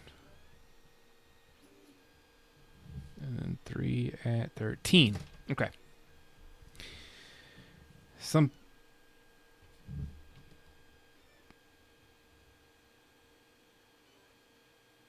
feel like something's going to be messed up here. All right. I am absolutely confused here. But we're going to still do it anyway. Okay. So if our duration is in frames, we are going to do 2 frames. Wait 2 frames. Then actor will go up to 21. And then we will copy. Paste event after. Copy. Paste event after. Let's just see if this even works. So go to 32. Okay, I have a sneaking suspicion we're gonna have another problem here. And I'm curious if our actor is going to actually even stay on top of this thing that entire time. So we might have to add in a little bit of a... We'll see. We'll see. Because won't be able to jump over it is what it would happen. But I think the wait is going to screw me up. There's a wait in there, and on updates, I think wait pauses everything on the screen. But we'll see. That's the case. So when you start to think on the right-hand side there, the different things that's happening, and this is confusing as crap. I'm just like stream of mind breaking through some challenges and problem solving on what we're trying to create. And what we're trying to do is change the bounding box every 2 frames so that it starts to grow on top of this animated sprite. You wouldn't think that this would take 2 hours, would you? I probably should have been looking at the 3D print while that was happening. All right, let's see here. Oh, huh?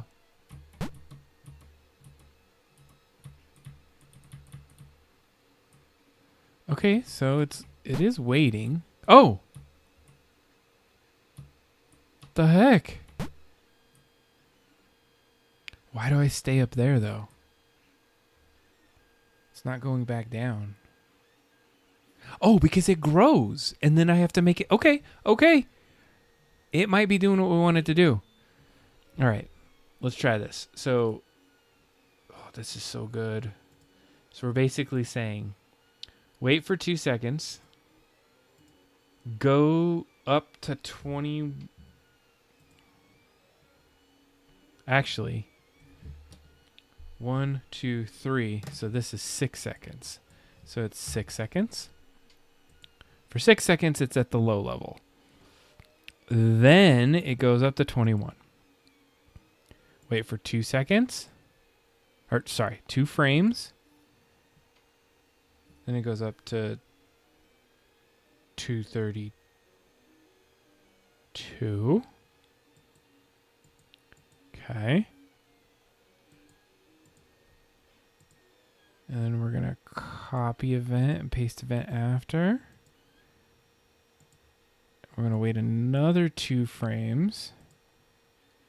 Copy event, paste event after. And this time we're going to go to 40. So now we have to wait, copy, paste event after. How long are we going to wait? 1, 2, 3. This is where we wait 6. So 6. So this is 12 frames. We're going to wait for 12. Okay. And then we're going to copy, paste event after. We're going back down to 32.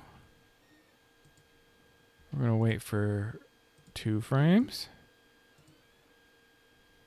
And then we're going to go back to 21.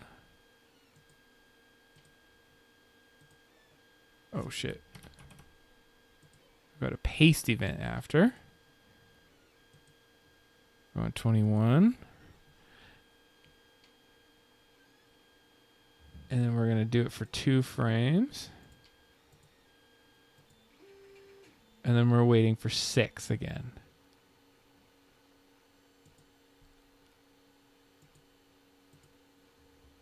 Paste event after.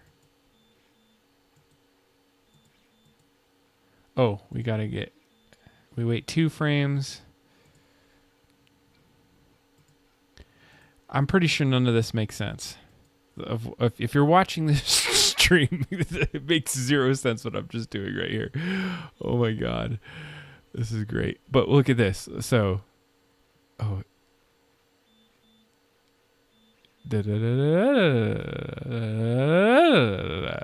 All right. Visually, it looks like it's going to do what we need it to do.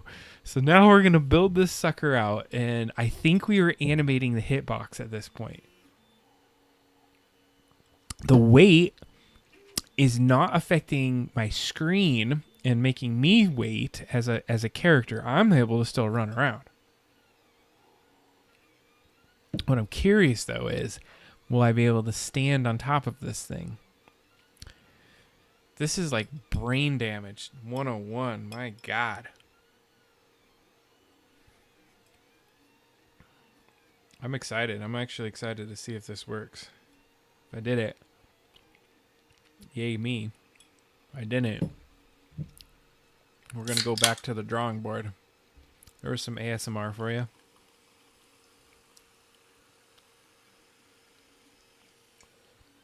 Got to get my LaCroix. Put it in my drink. The build on this thing takes forever. Yeah, let's go take a look at the nozzle real quick. Oh man, looks like we're still printing. Things are going well, so this is good. It would have been better if I had been on there. Okay, let's see if it works. I'm a little nervous. Oh, crap. Ah, crap. It definitely gets me to the top of it. But it doesn't dynamically adjust my character's height. Let's see here. Okay. It's buggy as crap. Yeah, because it leaves me there. It doesn't actually adjust my character's height.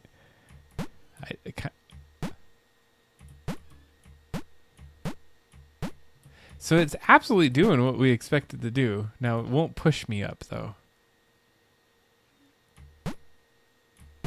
It's funny. Because if I'm not moving... So it's half doing what we would expect it to do.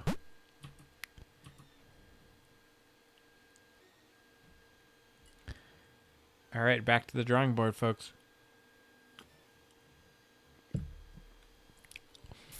So what would I need to do to make this work? That's the question. The hitbox is what's like it gets the hitbox adjusted to that height, but the problem is that when it goes back down, I don't fall down with it. Like, it would have been so sweet if I was able to like go up and down as this thing were to adjust.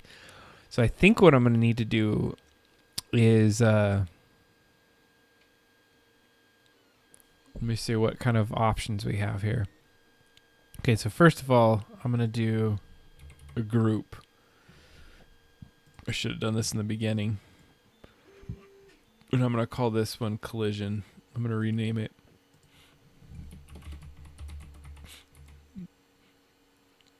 Collision heights.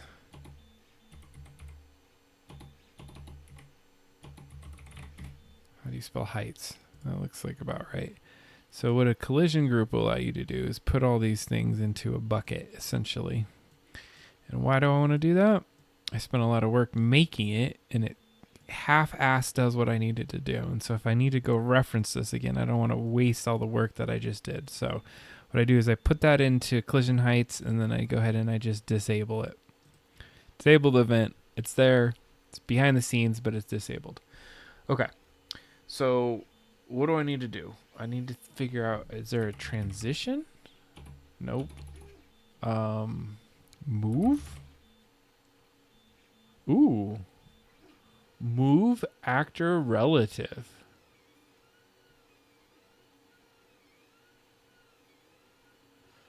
Oh, that would move the entire actor, though.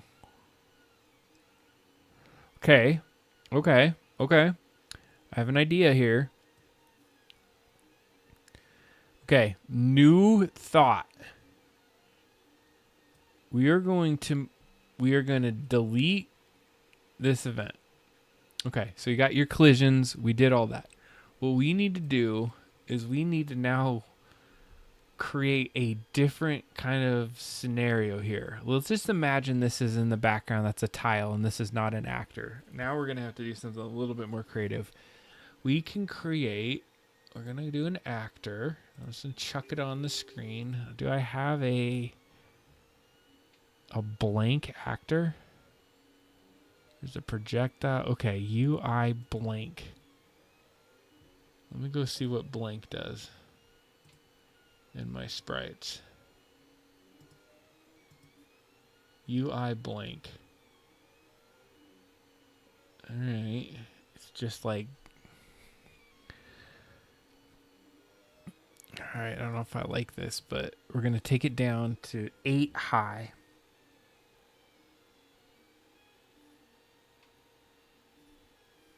The width on this little sucker is stupid too, so I'm going to have to put that to 16. Okay, so there's nothing there, but we have a hitbox that is at the bottom of it. Okay. What did I use blank for before? Did I use blank in this game? I'm really hoping I'm not screwing up the game. Okay, we have a copy of the game somewhere else, so if I screwed it up, we can always get back to it. So we're going to go over here. We have blank, and essentially this purple is there's nothing showing, and it's an actor, and we're going to put it right at the top here. Thinking about this, we're going to go back to it. All right. Hold on a second. We're not going to even mess with this. This was at 8. We're going to keep it at 8.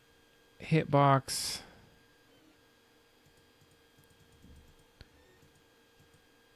I'm just going to keep that blank there. We're going to go back over here, and we're going to do File, New. We're going to do this 16 by 16. We're going to create, okay, we got to do grid. Eesh. Grid is 8 by 8. Okay. Here's what we're going to do. We are going to save this as,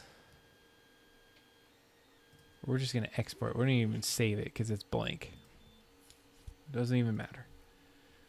We're going to call this an object. or in backgrounds. We need to go to sprites. I'll call this object kitchen pot. I'm call it hitbox. That's probably going to be good. Export. Done. Not even save it. Back in the world, we are going to go to our sprites. Going to go to our objects, kitchen hitbox. There we go.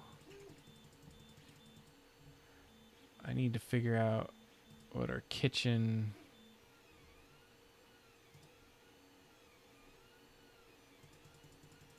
Need to reduce this. I need to see what the height is. So it's 13.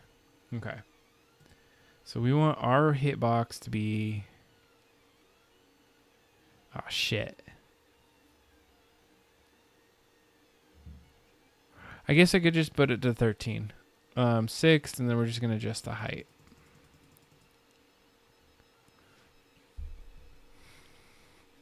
Did that make sense? Is this making sense right now? I don't know if I'm making sense. Let me see if I can make sense of myself. So, hitbox would go to the lid.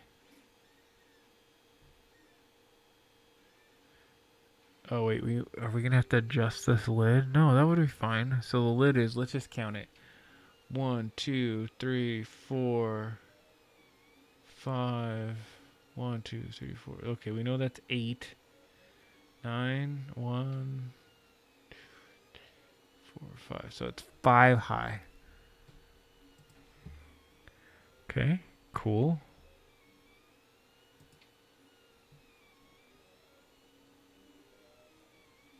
It's 5 high. Where does it sit on this? It sits on the 8th area here. See how my brain is running on this? It is going nuts. Damn it. It's not what I wanted.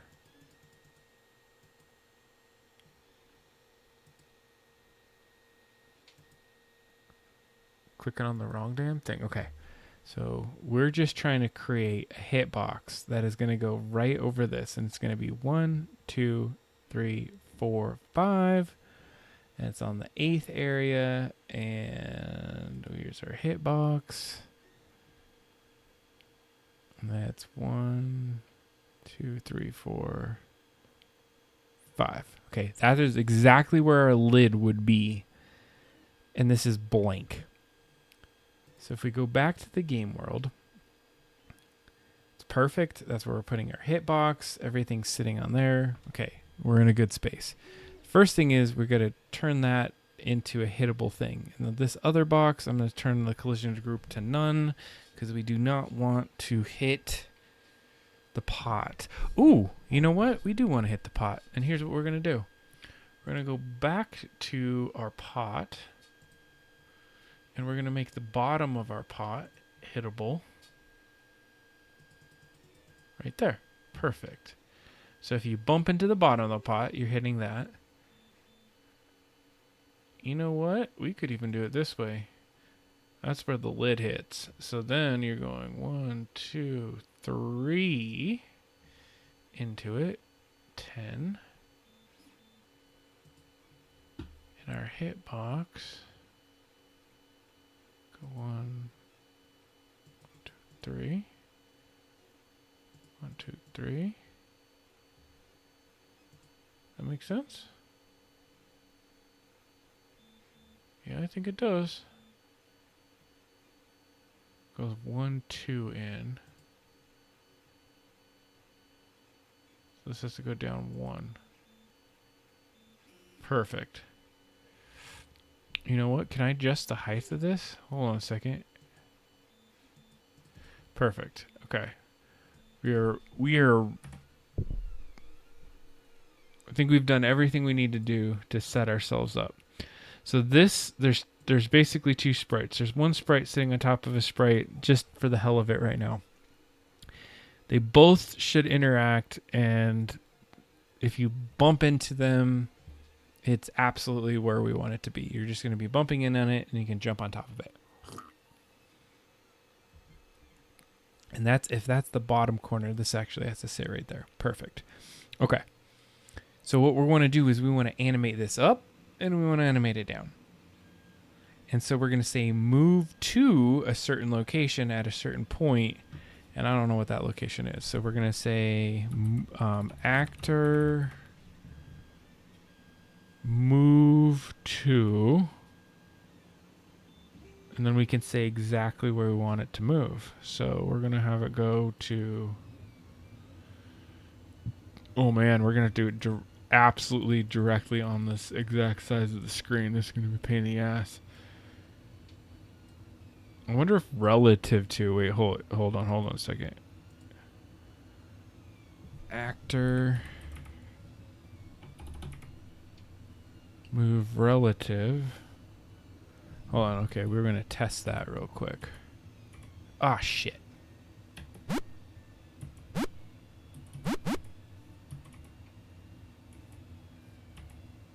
I'm glad I put that exit in there.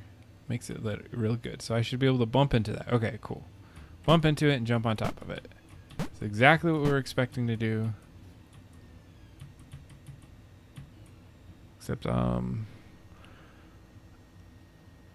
looks like I'm standing on top of it. I understand why that is. Doesn't matter for now. It's doing what we want to do.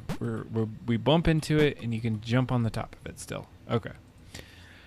So if we're saying move actor relative to, and we're going to say itself.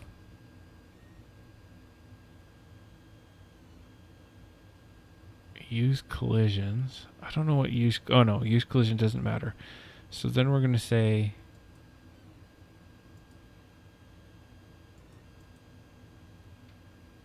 we want the Y to move up.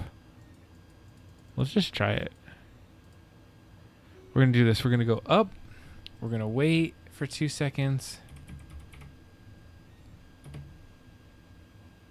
going to use frames again.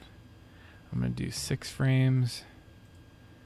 And then I'm going to go copy event. I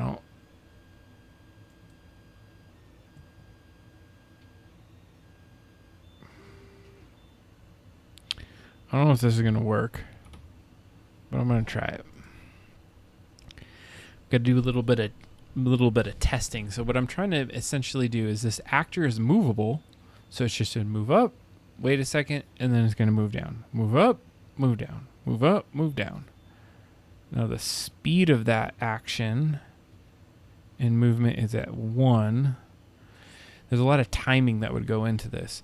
Look how much effort it would take to just put a stupid pot that opens and closes in here. It's crazy. It'd be worth it if we can nail it, though.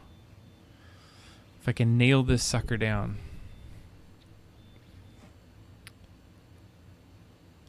All right, let's take a look at our nozzle here. So far, so good. We got our ball that's being created. That's why it's nice to have a 3D print going while you're doing these kind of things. Distract yourself. Okay, we're back in. We're back in action here. All right, let's test this out. Oh my Jesus. Okay. That was not what I expected. Shit. It just blows off the screen. All right. Move actor. Oh fudge. All right. The thing I did is I was telling it to move. All right.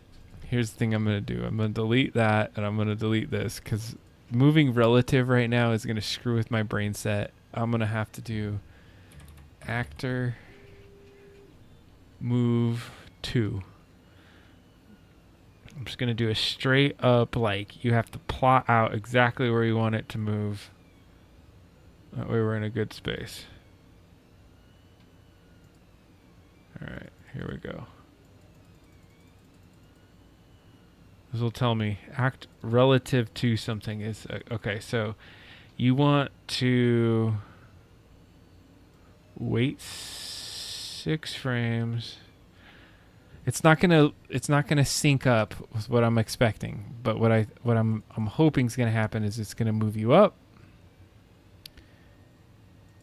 and we'll copy event, paste event after, copy event, paste event after, and move us back down. Okay. Oh, sweet baby Jesus. Ryan saw that one.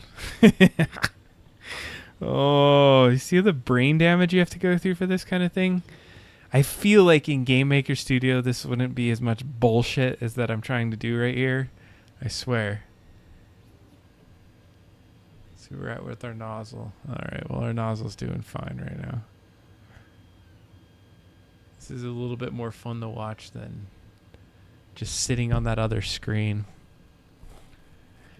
I can't wait until we can get all the mechanics down. Like, if you can get this mechanic down and we can figure out how to dissect this, this is like probably one of the only other ones I want to mess with.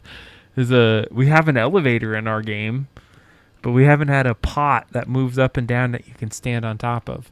Otherwise, this thing's just gonna hurt you. If the lid goes in, you're hurt. That's I know how to make that happen. I'm telling you. All right. Oh, come on. Please work. Please work. Okay, so that's working. Ah! Oh my God, did you see it? It was kind of working, except it's throwing me off. Okay, it's doing something. Oh. Why did it throw me off, though? It throws him off. Okay. Why is it throwing me off? Jesus. Okay. So I have to set actor speed is what I'm betting is. Actor animations movement speed. So I'm going to set my speed something faster. And because I think what's happening is that I'm moving so fast that it doesn't want me to stay on top of it. Which is going to be funny because it's like I have to activate the actor speed the second I get on top of it and then deactivate it so I'm not running around like a little crazy person in this map. I don't even know if I can make this happen. It gets there. It's getting us close. Oh. You're seeing the problem solving process. This is how we do it, folks. Let's watch this ball get printed. While we wait for this game to build. It's a Game Boy game. I don't understand why it's not like a Snap. I need to definitely get a new computer. It's like, do I get a new computer or do I get a new 3D printer? It's the question I have. All right, let's see here. So I touch that. My speed's faster. Kind of on top of it. I mean, it kind of works. I mean, you're in a piece of soup, so... Oh, wait, I have a cheat way that this might work. Shit. All right. Hold on a second. All right, I have to expand the width of this. And then the hitbox is going to have to be also expanded. I don't know if this is going to work. Let's see here.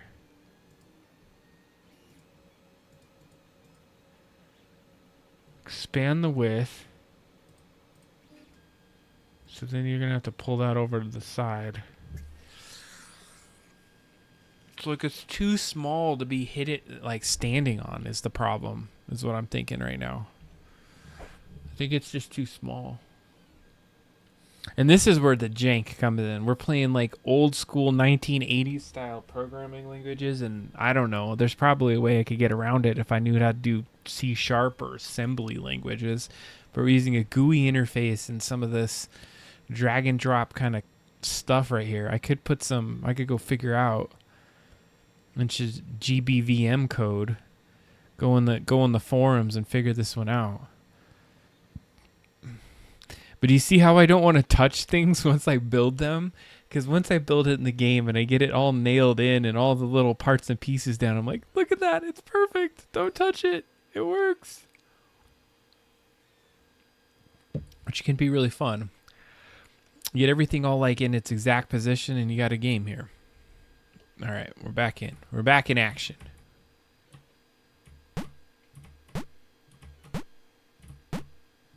Yeah, it still kind of kicks me off. I mean, I'm on it. We just got to time it. So if I'm on that right-hand side, it like throws me off, though.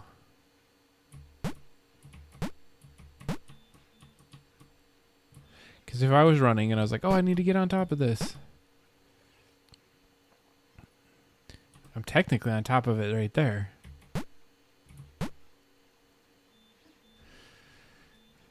It's just not fun enough. It's not going to hit that like fun moment if it's that jank. All right, let me increase the width.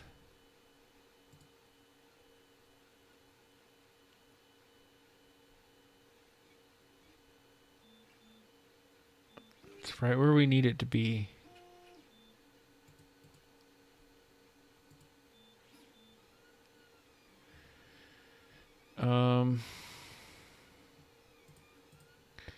What I could do is let me increase my speed as well.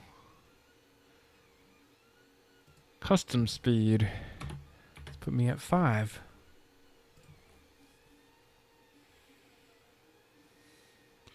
We can do the timing though. I want to see if I can time it because it's close enough that it definitely looks like I'm on top of it. But once you're on top of it, you want to be able to jump. I wonder if I can disable and enable collision boxes. Like, oh shit. Collision box size, you can. So I just need to add some collision box. So when it's small, the collision box is small. And then when it get, ooh, I think I have an idea. If I can nail this one down, my God. Give myself a little present after this.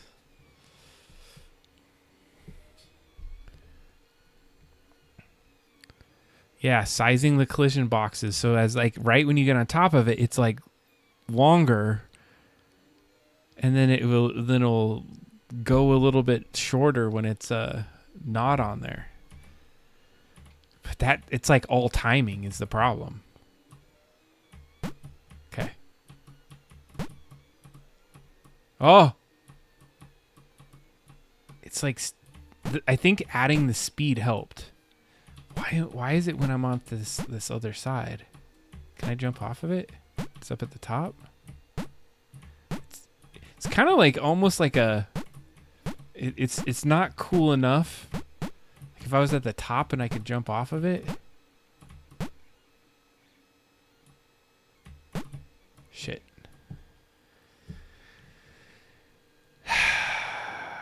Okay. It's kind of doing what we wanted to do. So we say, I'm going to just adjust my speed. I'm going to keep going up. Because when you're on top of it, it's like you need to have a crazy speed. You know what? I'm actually going to just throw it to 10 just to put a thing. So basically on update, your speed is fast. But so I can't do that. In this particular thing, it's basically running on the scene itself, and I'll show you why I can't do it. Uh-oh, no such file or directory. GB tools. Did I just like kill something? Maybe the speed is too much. Uh-oh. It gave me an error in the build file. That wasn't good.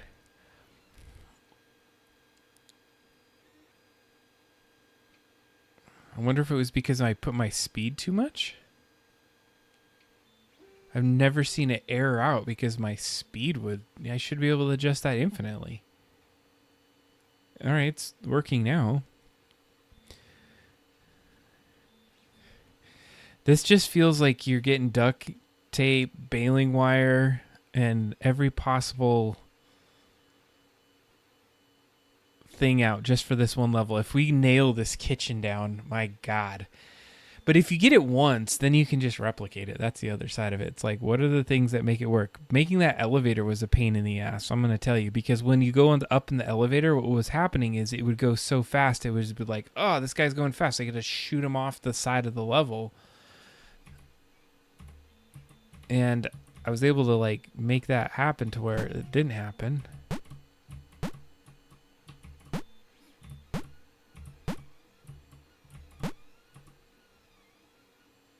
See, on that right-hand side, it looks great. You're just is nailing it. But I can't walk into it anymore. Like I can't get right direct. See, right when I'm on top of it, it like shoots me off to that side a little bit.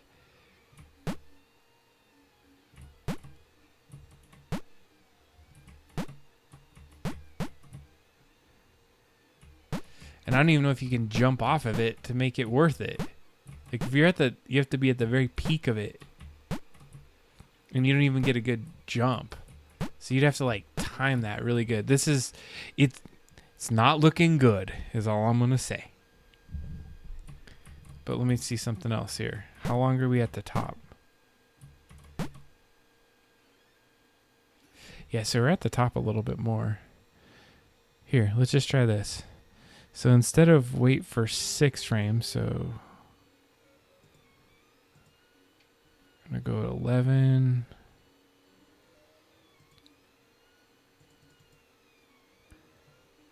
Nine.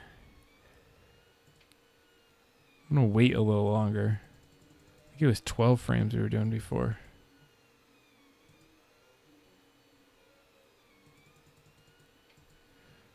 Try to slow that down.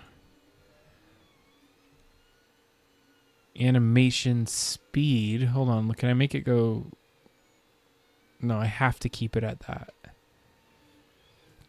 I'm just going to try something. Should we bail on GB Studio? No, what we should do is stay within the realm of what we're trying to do. We have all the other elements to make this game. This is just one little element here. We have enemies. We have things that will hurt us. We just need to put everything that we already have into a story to get our first level done. We got to throw in a boss in there, and we got it great. This is like frosting on the top of what we're trying to create. We're trying to create something extra cool in here. This could just be a background effect, or you could have it go up and it hits you, and you get hurt by the soup. And then when the soup goes down, you just have to jump over it really quick. Like, I feel as though we have enough of a game. We spent a year of our lives in this that we want to land the plane on that. But I definitely think we need to start learning GB Studio. What would be fun is we could probably do some GB Studio episodes where we go and learn some of it together and try to figure this out. Because this kind of stuff, I guarantee we're going to have this kind of like troubleshooting we need to do, but it's not going to be based off of the limitations. We're just going to be like, I don't know how to do it, and there's going to be a way to get around it. Okay, so what I'm trying to do here, look at that.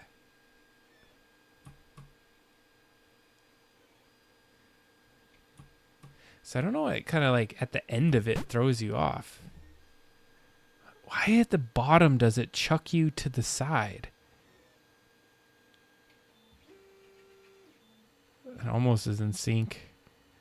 But because of it goes off sync completely.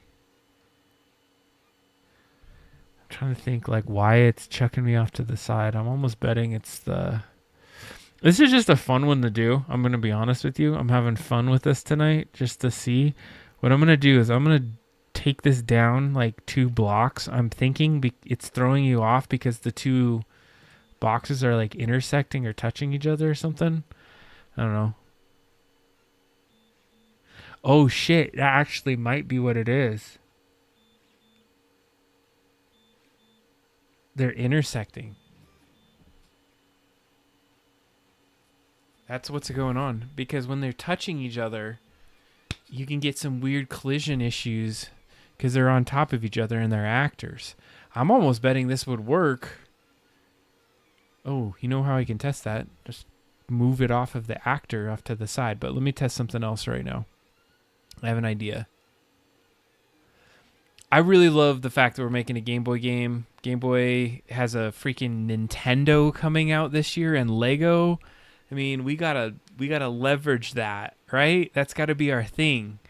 Launch our Game Boy game and then Game Maker Studio all the way, baby. That's what's gonna make this year. All right. So first of all, baby, it was the intersections. Hells to the year. Look at that. Holy shit. It's working.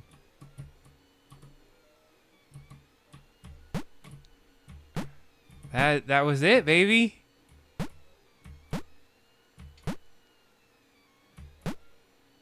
Oh my god, I can't believe I thought that. Okay. All right. We're in business. We are in business. I told you we were going to figure this out. All right, sprites. So on our blank one, Ryan, do you have any clue what the fish I'm doing right now? I'm just curious, like quite legitly. Does this make sense? I feel like I'm going to put the pot out just like that. Take it down by 1. Now it's syncing it up. If we can sync this baby up, we're in a good space. Okay, so yeah, let's try to think about this. I should probably put the speed back down to 4. We'll try that in a second. Okay, so now it's just back to timing this sucker out.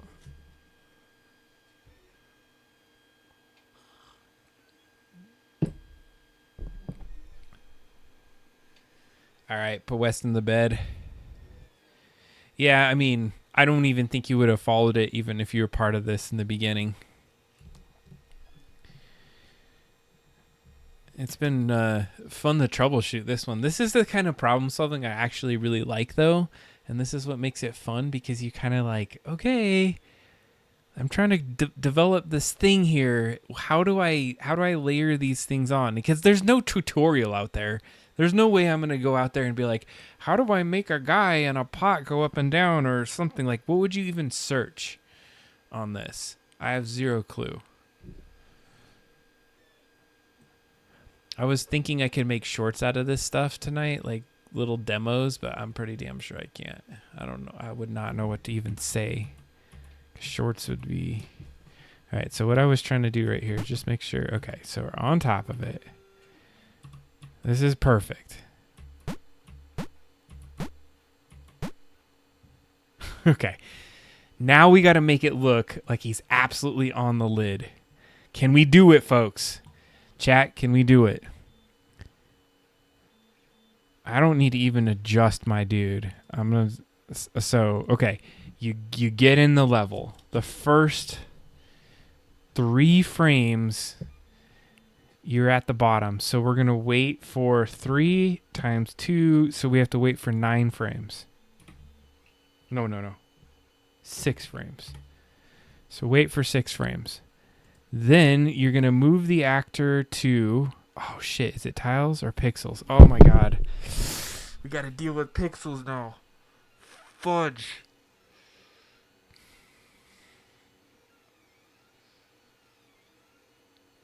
So are we moving it by pixels, or are we moving? Okay.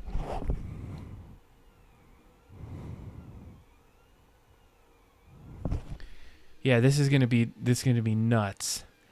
I don't know if we can do this. I mean, yes, we can, but it's gonna be crazy, because if we move by this, okay, so our Y is gonna be what moves. So we're gonna just approximate it. So if it goes up, it's gonna go to 12 tile 12. Actor moves up to tile 12, and then we wait for 2 frames. And then we're going to move actor.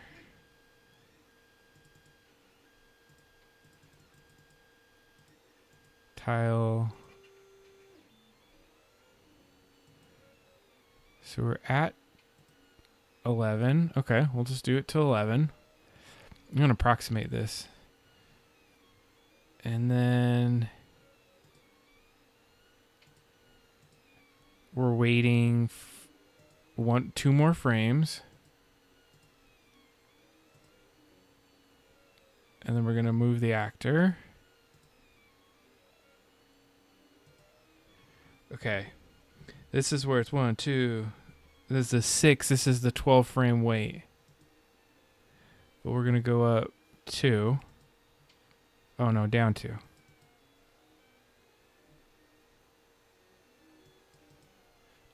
That's a little high. All right, we'll just approximate it right now. We're gonna get it close. So then we have to wait 12 frames. So copy event, paste event after. Wait 12 frames. Okay. Right, copy this and just copy and paste it and put it in reverse.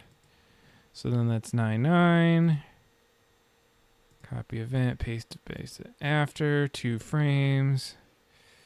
Go to 9:11. 2 frames.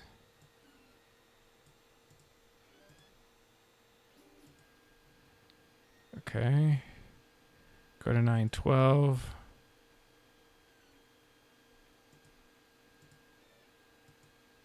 Okay, so you go to 9:12.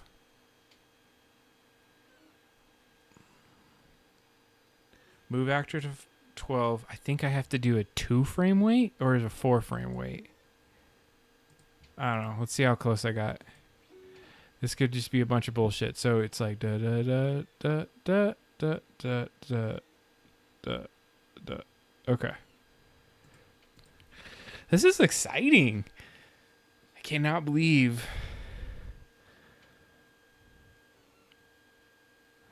where we're at right now. The other thing I would do to optimize this is that I would absolutely not have 2 actors laying on top of each other. The whole animation thing, I would have to do in. That is going to be a like pages long kind of update thing over there, because I'm going to have to do tile swaps to make this thing work. Which isn't a problem, but it's going to take a lot more brain damage. It would literally be another 2 or 3 hour stream just to get the tile swaps on. We're going to have to use this limitedly. So if we have these in the kitchen level, I can only imagine having like 3 of them or maybe 6 of them if this damn thing works. All right, here we go. Oh God. Got stuck in it. Oh God. Did I screw it up? It was working so well before. Okay, there's something going on. What am I waiting? What am I screwing up on? Wait for 6 frames. Yeah. No, we know it works. We just now have to okay.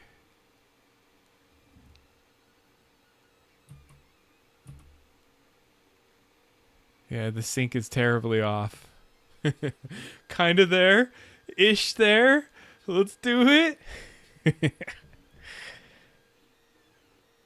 Okay, so why is he going so friggin' high? Oh, absolutely. I know why this was happening. We were talking about frames.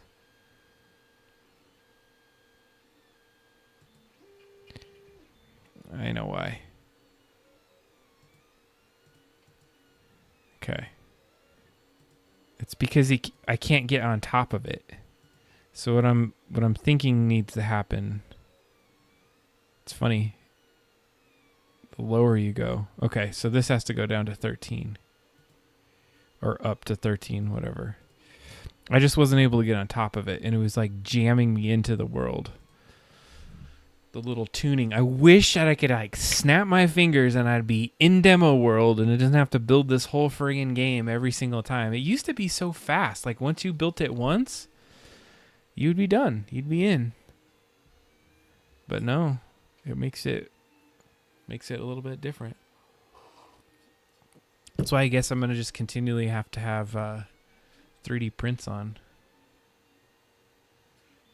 It's something to look at while we're waiting for a game to build. What do you think? Is this going to work, folks? Do we got it tonight? Thanks for hanging out with me a little bit tonight, trying to me. Hopefully you had a good weekend.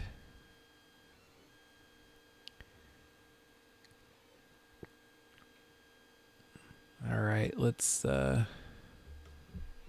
get back to this. It's going to build very soon. I can feel it. It's coming. I don't know why this one's taking forever in a day. All right, here we go.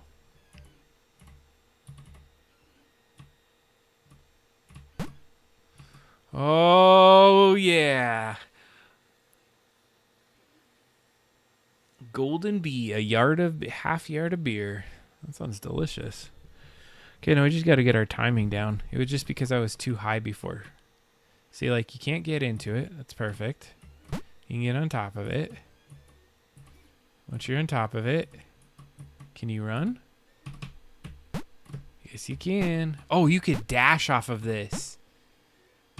That would be nice. Okay. So I can't leave it like this and not get the timing down. It looks almost right where the frames are. I did not want to have to raise this by pixels. So where is my freaking timing off? All right, I got to rewrite this. Hold on a second. So if we go to look at my original. Where is the Golden Bee? I've heard about the Golden Bee before. Got to look at my pot. Okay, so we got. I'm gonna break this down into 2, 2, 2, 2, 2.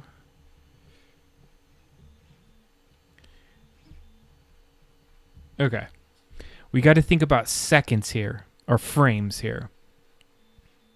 So how many frames are we wait? Oh, hold on a second.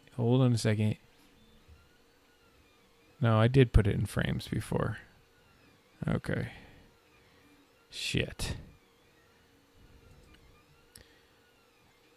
Let's go back to our...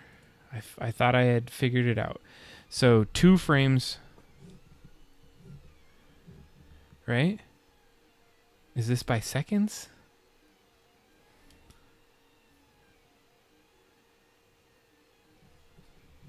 Yeah, I think I got this right. So there's 2 frames there for the first one. Then we're at 2 frames again. Another 2 frames. And then we start to go up. So that is 6 frames. That makes sense there. But then you go up. And that's 2 frames, right? Then you go up again. It's another 2 frames. Okay, then it's 1, 2, 3, 4, 5, 6. So 1, 2, 3, 4, 5, 6. So 6 is 1, 2, 3, 4, 5, 6, 7, 8, 9, 10, 11, 12 frames, which I feel like we just did that. Then it goes back down to 2 frames. Is it because it's 16? Oh, shit. 2 frames, and then I feel like I'm screwing something up. Like maybe, okay, I think where the sync comes off is on this last one. I had it wait for, okay, you go 6, 2, 2, 12, 2, 2, 4? This last one's supposed to be 4 frames? Maybe.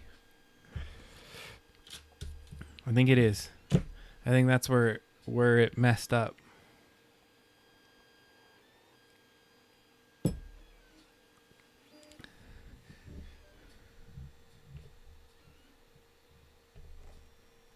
How come every time I kick back to this, it's on this part and it's not on the ball? I need to make sure I know where the ball is right now. A quick turnaround visual look makes me think the ball is fine.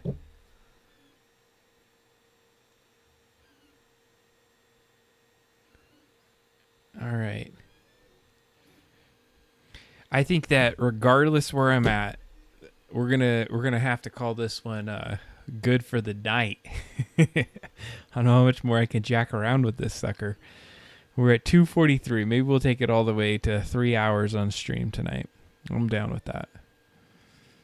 All right, here we go.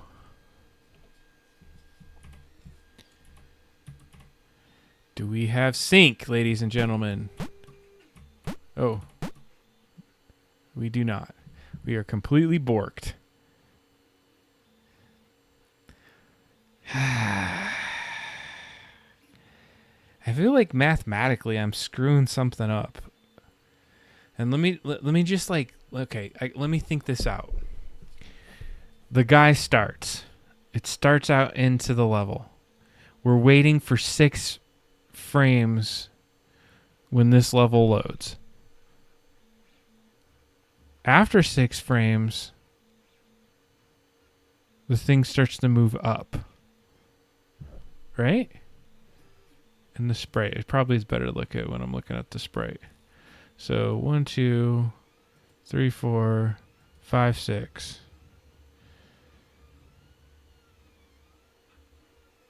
And then it moves to this level.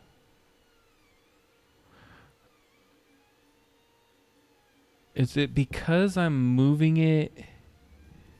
Oh, maybe I'm not calculating the moves right. Like, does it... Oh, shit. That's what's happening.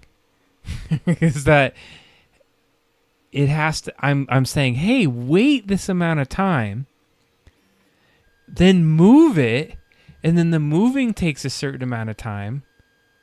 And then wait again. So I'm trying to... What I was trying to do was say, like, all those are absolutely spot on, but what I'm not calculating is how long it takes to make the move. And so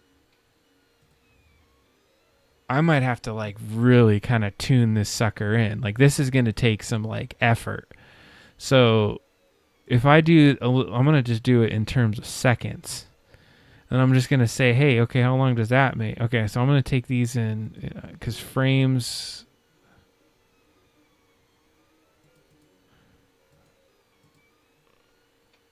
Maybe. We'll see. Sometimes you just got to do it.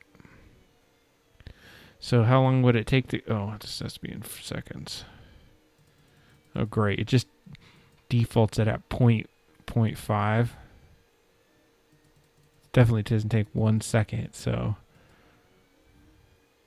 Okay, say 0.3, 0.1, 0.6...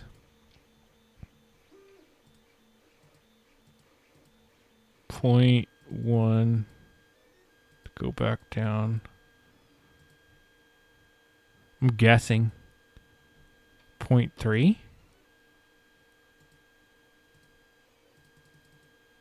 0.3. Was that what? Wait, no. 111. Oh, this is 1.1. Then 0.3. Sometimes you just gotta like throw a pattern in and see how it looks. So if you're waiting fractions of the second, I probably can mathematically figure out how long it takes for it to go up and down. Now the move is the only part that's the problem. Okay, wait here. Animation speed 0.81, 0.88 is the animation speed. So 0.188.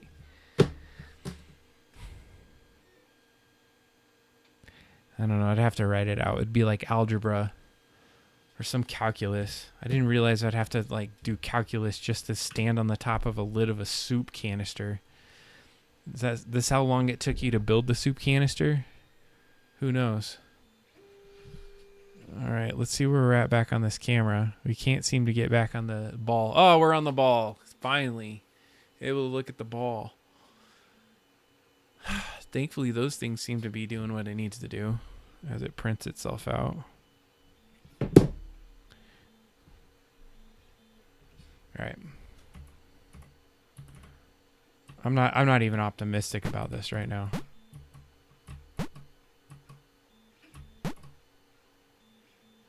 Huh?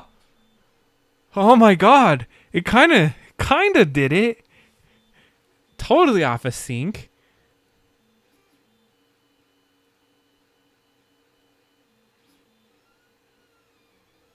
Yeah, it seems like seconds is where it's at.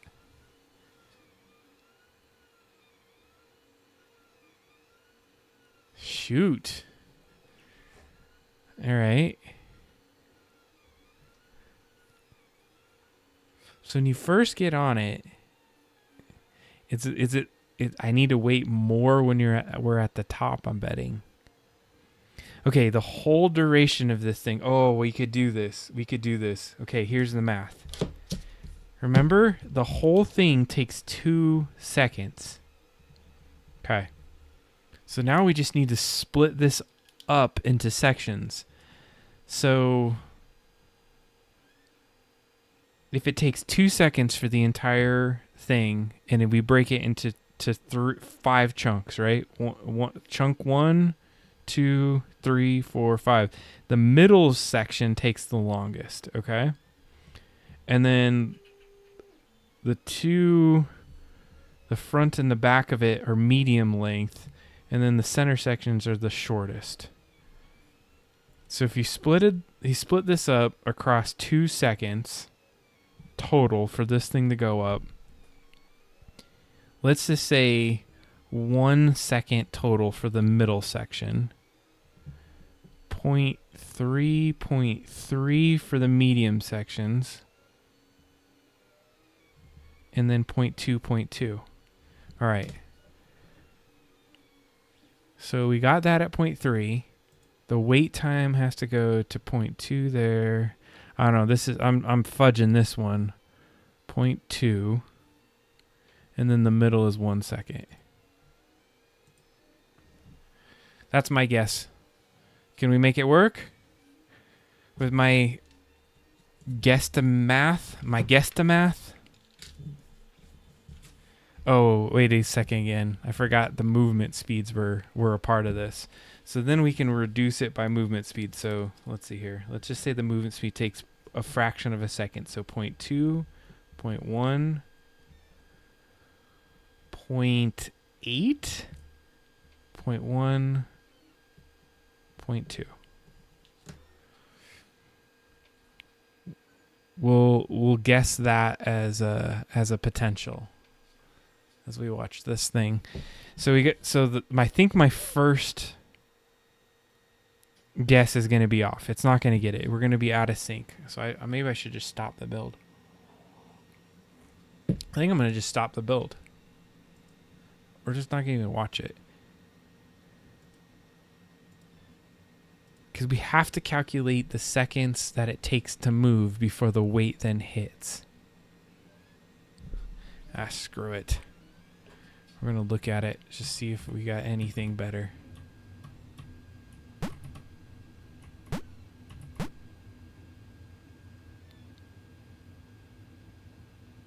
It's a little janky. It's like, hey, I'm going to go up and I'm going to go down. I'm going to go up and I'm going to go down. Okay, so that makes sense. So 0.2. 0.2. 0.1. Wait a second. Why do I have 2.1s in there? Maybe that's what it was. 2, 1. I don't need this extra 0.1 in there. Or do I?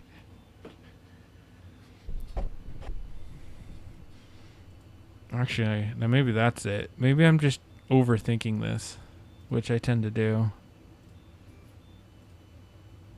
I'm just going to take out the 0.1s.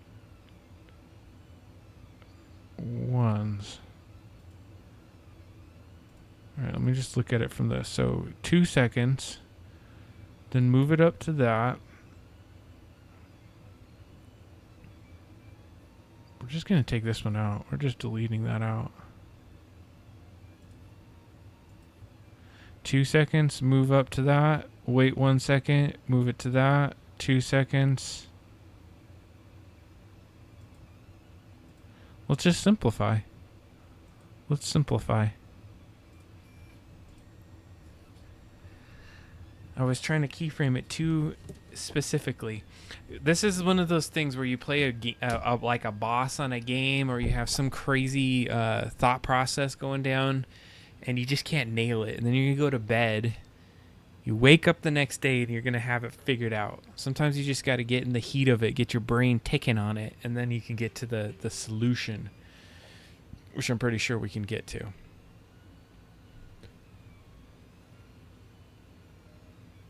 Let's get on the final part of that. 15% done. So we got 3 hours into 11-hour and 15-hour print. It's pretty decent. Decent way to make sure the print's doing what you expect it to do. Really happy to see the ball portion of it printing out fairly straightforward.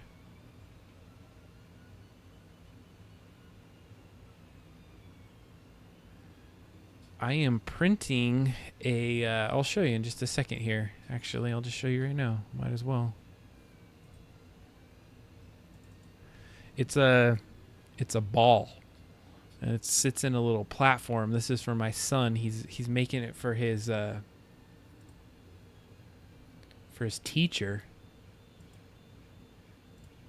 And it's kind of like a little thing that they would put on their desk. So this is what it looks like. Make myself a little smaller. It's a ball. And so you're watching this thing right now. And so essentially what would happen is it's been printing this thing at the back end. And it prints a ball on that side. That's what we're looking at. All right. Let's get this thing rolling. I'm sick of watching it. I'm sick of doing it. What the hell? Am I stuck on this? How come I'm not even in it anymore?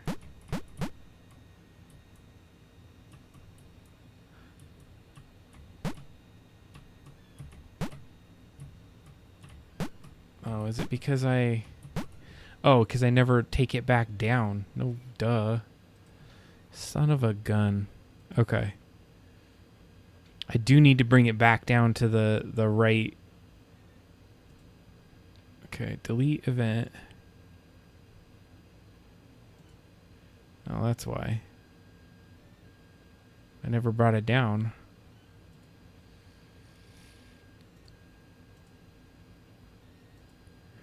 I kind of probably look like an idiot. Like, I don't know what the hell I'm doing here. So... take it to 14.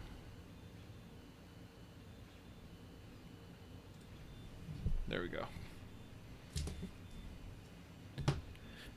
So it will start at 14 when it's down.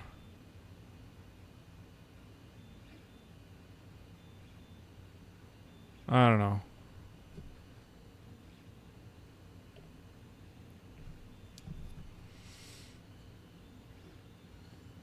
So I printed this ball before. We've just cut it in half into 2 halves, and it did not look good when you glued them together. You could see the seam. So I'm trying to do a full ball at this point. I think it's going to look pretty good. We are 3 minutes away from 3 hours in the stream tonight, folks. Once I get there, I think we did some good stuff. I mean, being able to get an animated portion of the game, just playing with it, just getting back in the vibe of things, getting the brain stretching. Sometimes that's all that it's about.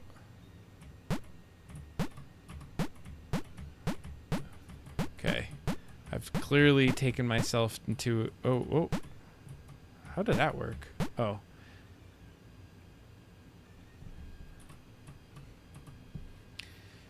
So I just need to time this out. Really, this comes down to timing, because I got it down. And what it's just not looking like it's part of that thing. You know what I could do too is I could adjust the timing on the animation. What do you think, Ryan?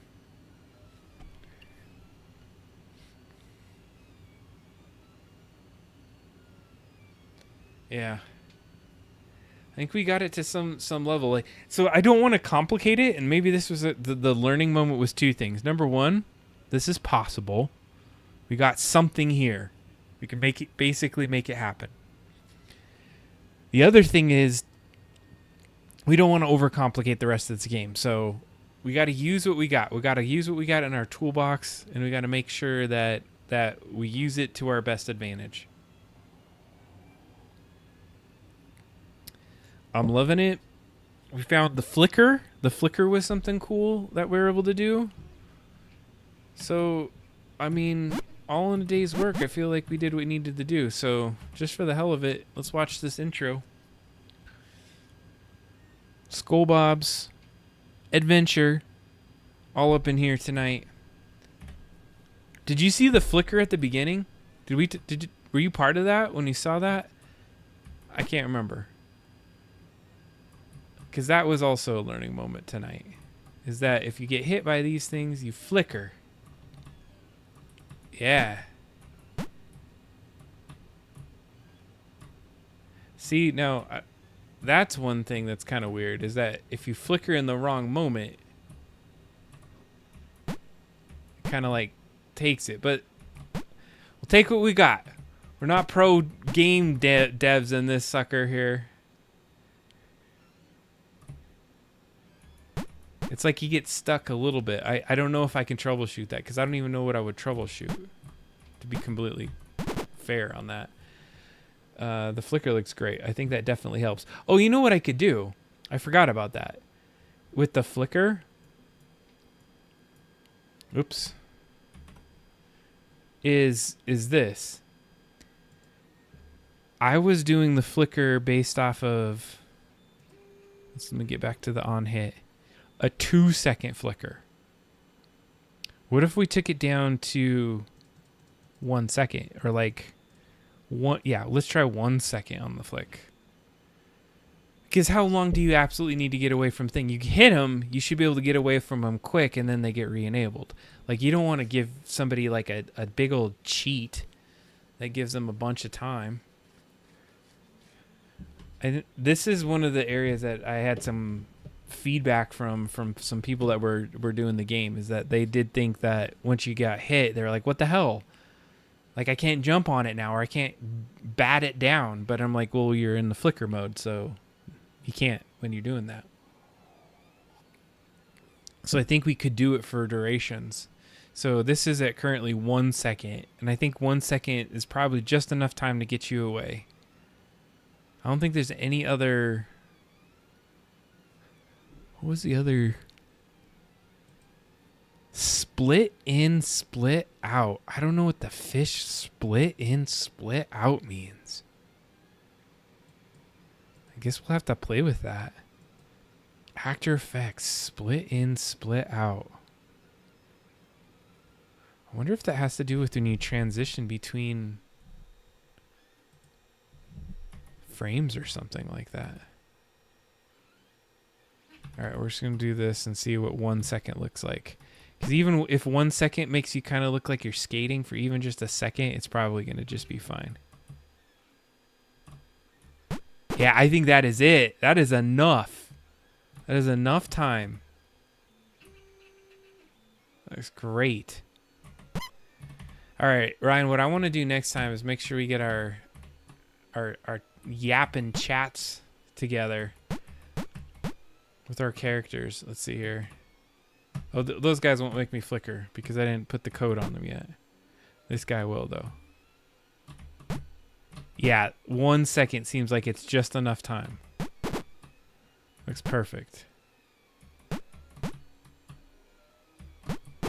Snap you. See, I timed this sucker out, but it didn't go multiple layers up. That was it was just like on and off and just flickering. I mean, that the timing on this one, when we talk about timing, it worked because it was like either on or off. There was no like cool animation of it coming out. It was like, yep, air burst or no burst. So you could do that with the other one. It's like nothing and then on. You can still have the animated like back and forth, I guess.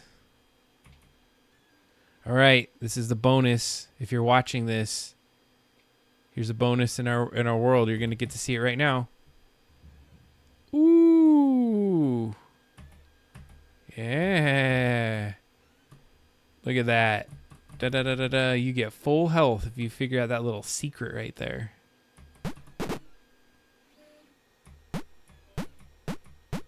I know. That's for those that get to see our stream. If you're watching it, you find it in the annals of this stream, and you got to the very end of 3 hours of this, or you were here for that day. You get it. This is where the lore gets built out. We don't show it on like high-end areas. There, you have to be part of the game. It is fun. I actually enjoy this part of it. This is the cool part. Up to this point, I feel like we do have a really good game, and I'm doing pretty decent on keyboard lately. I feel like I have the keyboard version of this down. I can't make that one jump though, so I could go here, get this jump.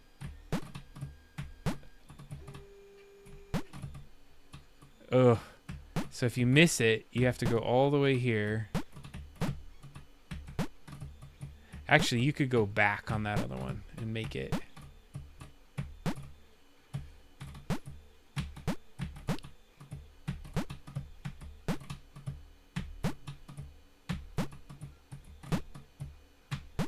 See, if you miss it. Oh, come on, make the jump. Oh, so close. Yeah, you can just go back. I think that's the secret for this part.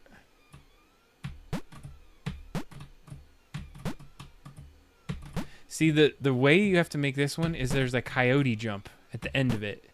If you get the coyote jump, you get it.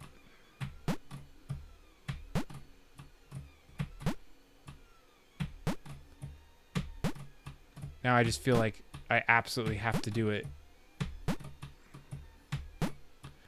Can't make that stupid jump. The fish.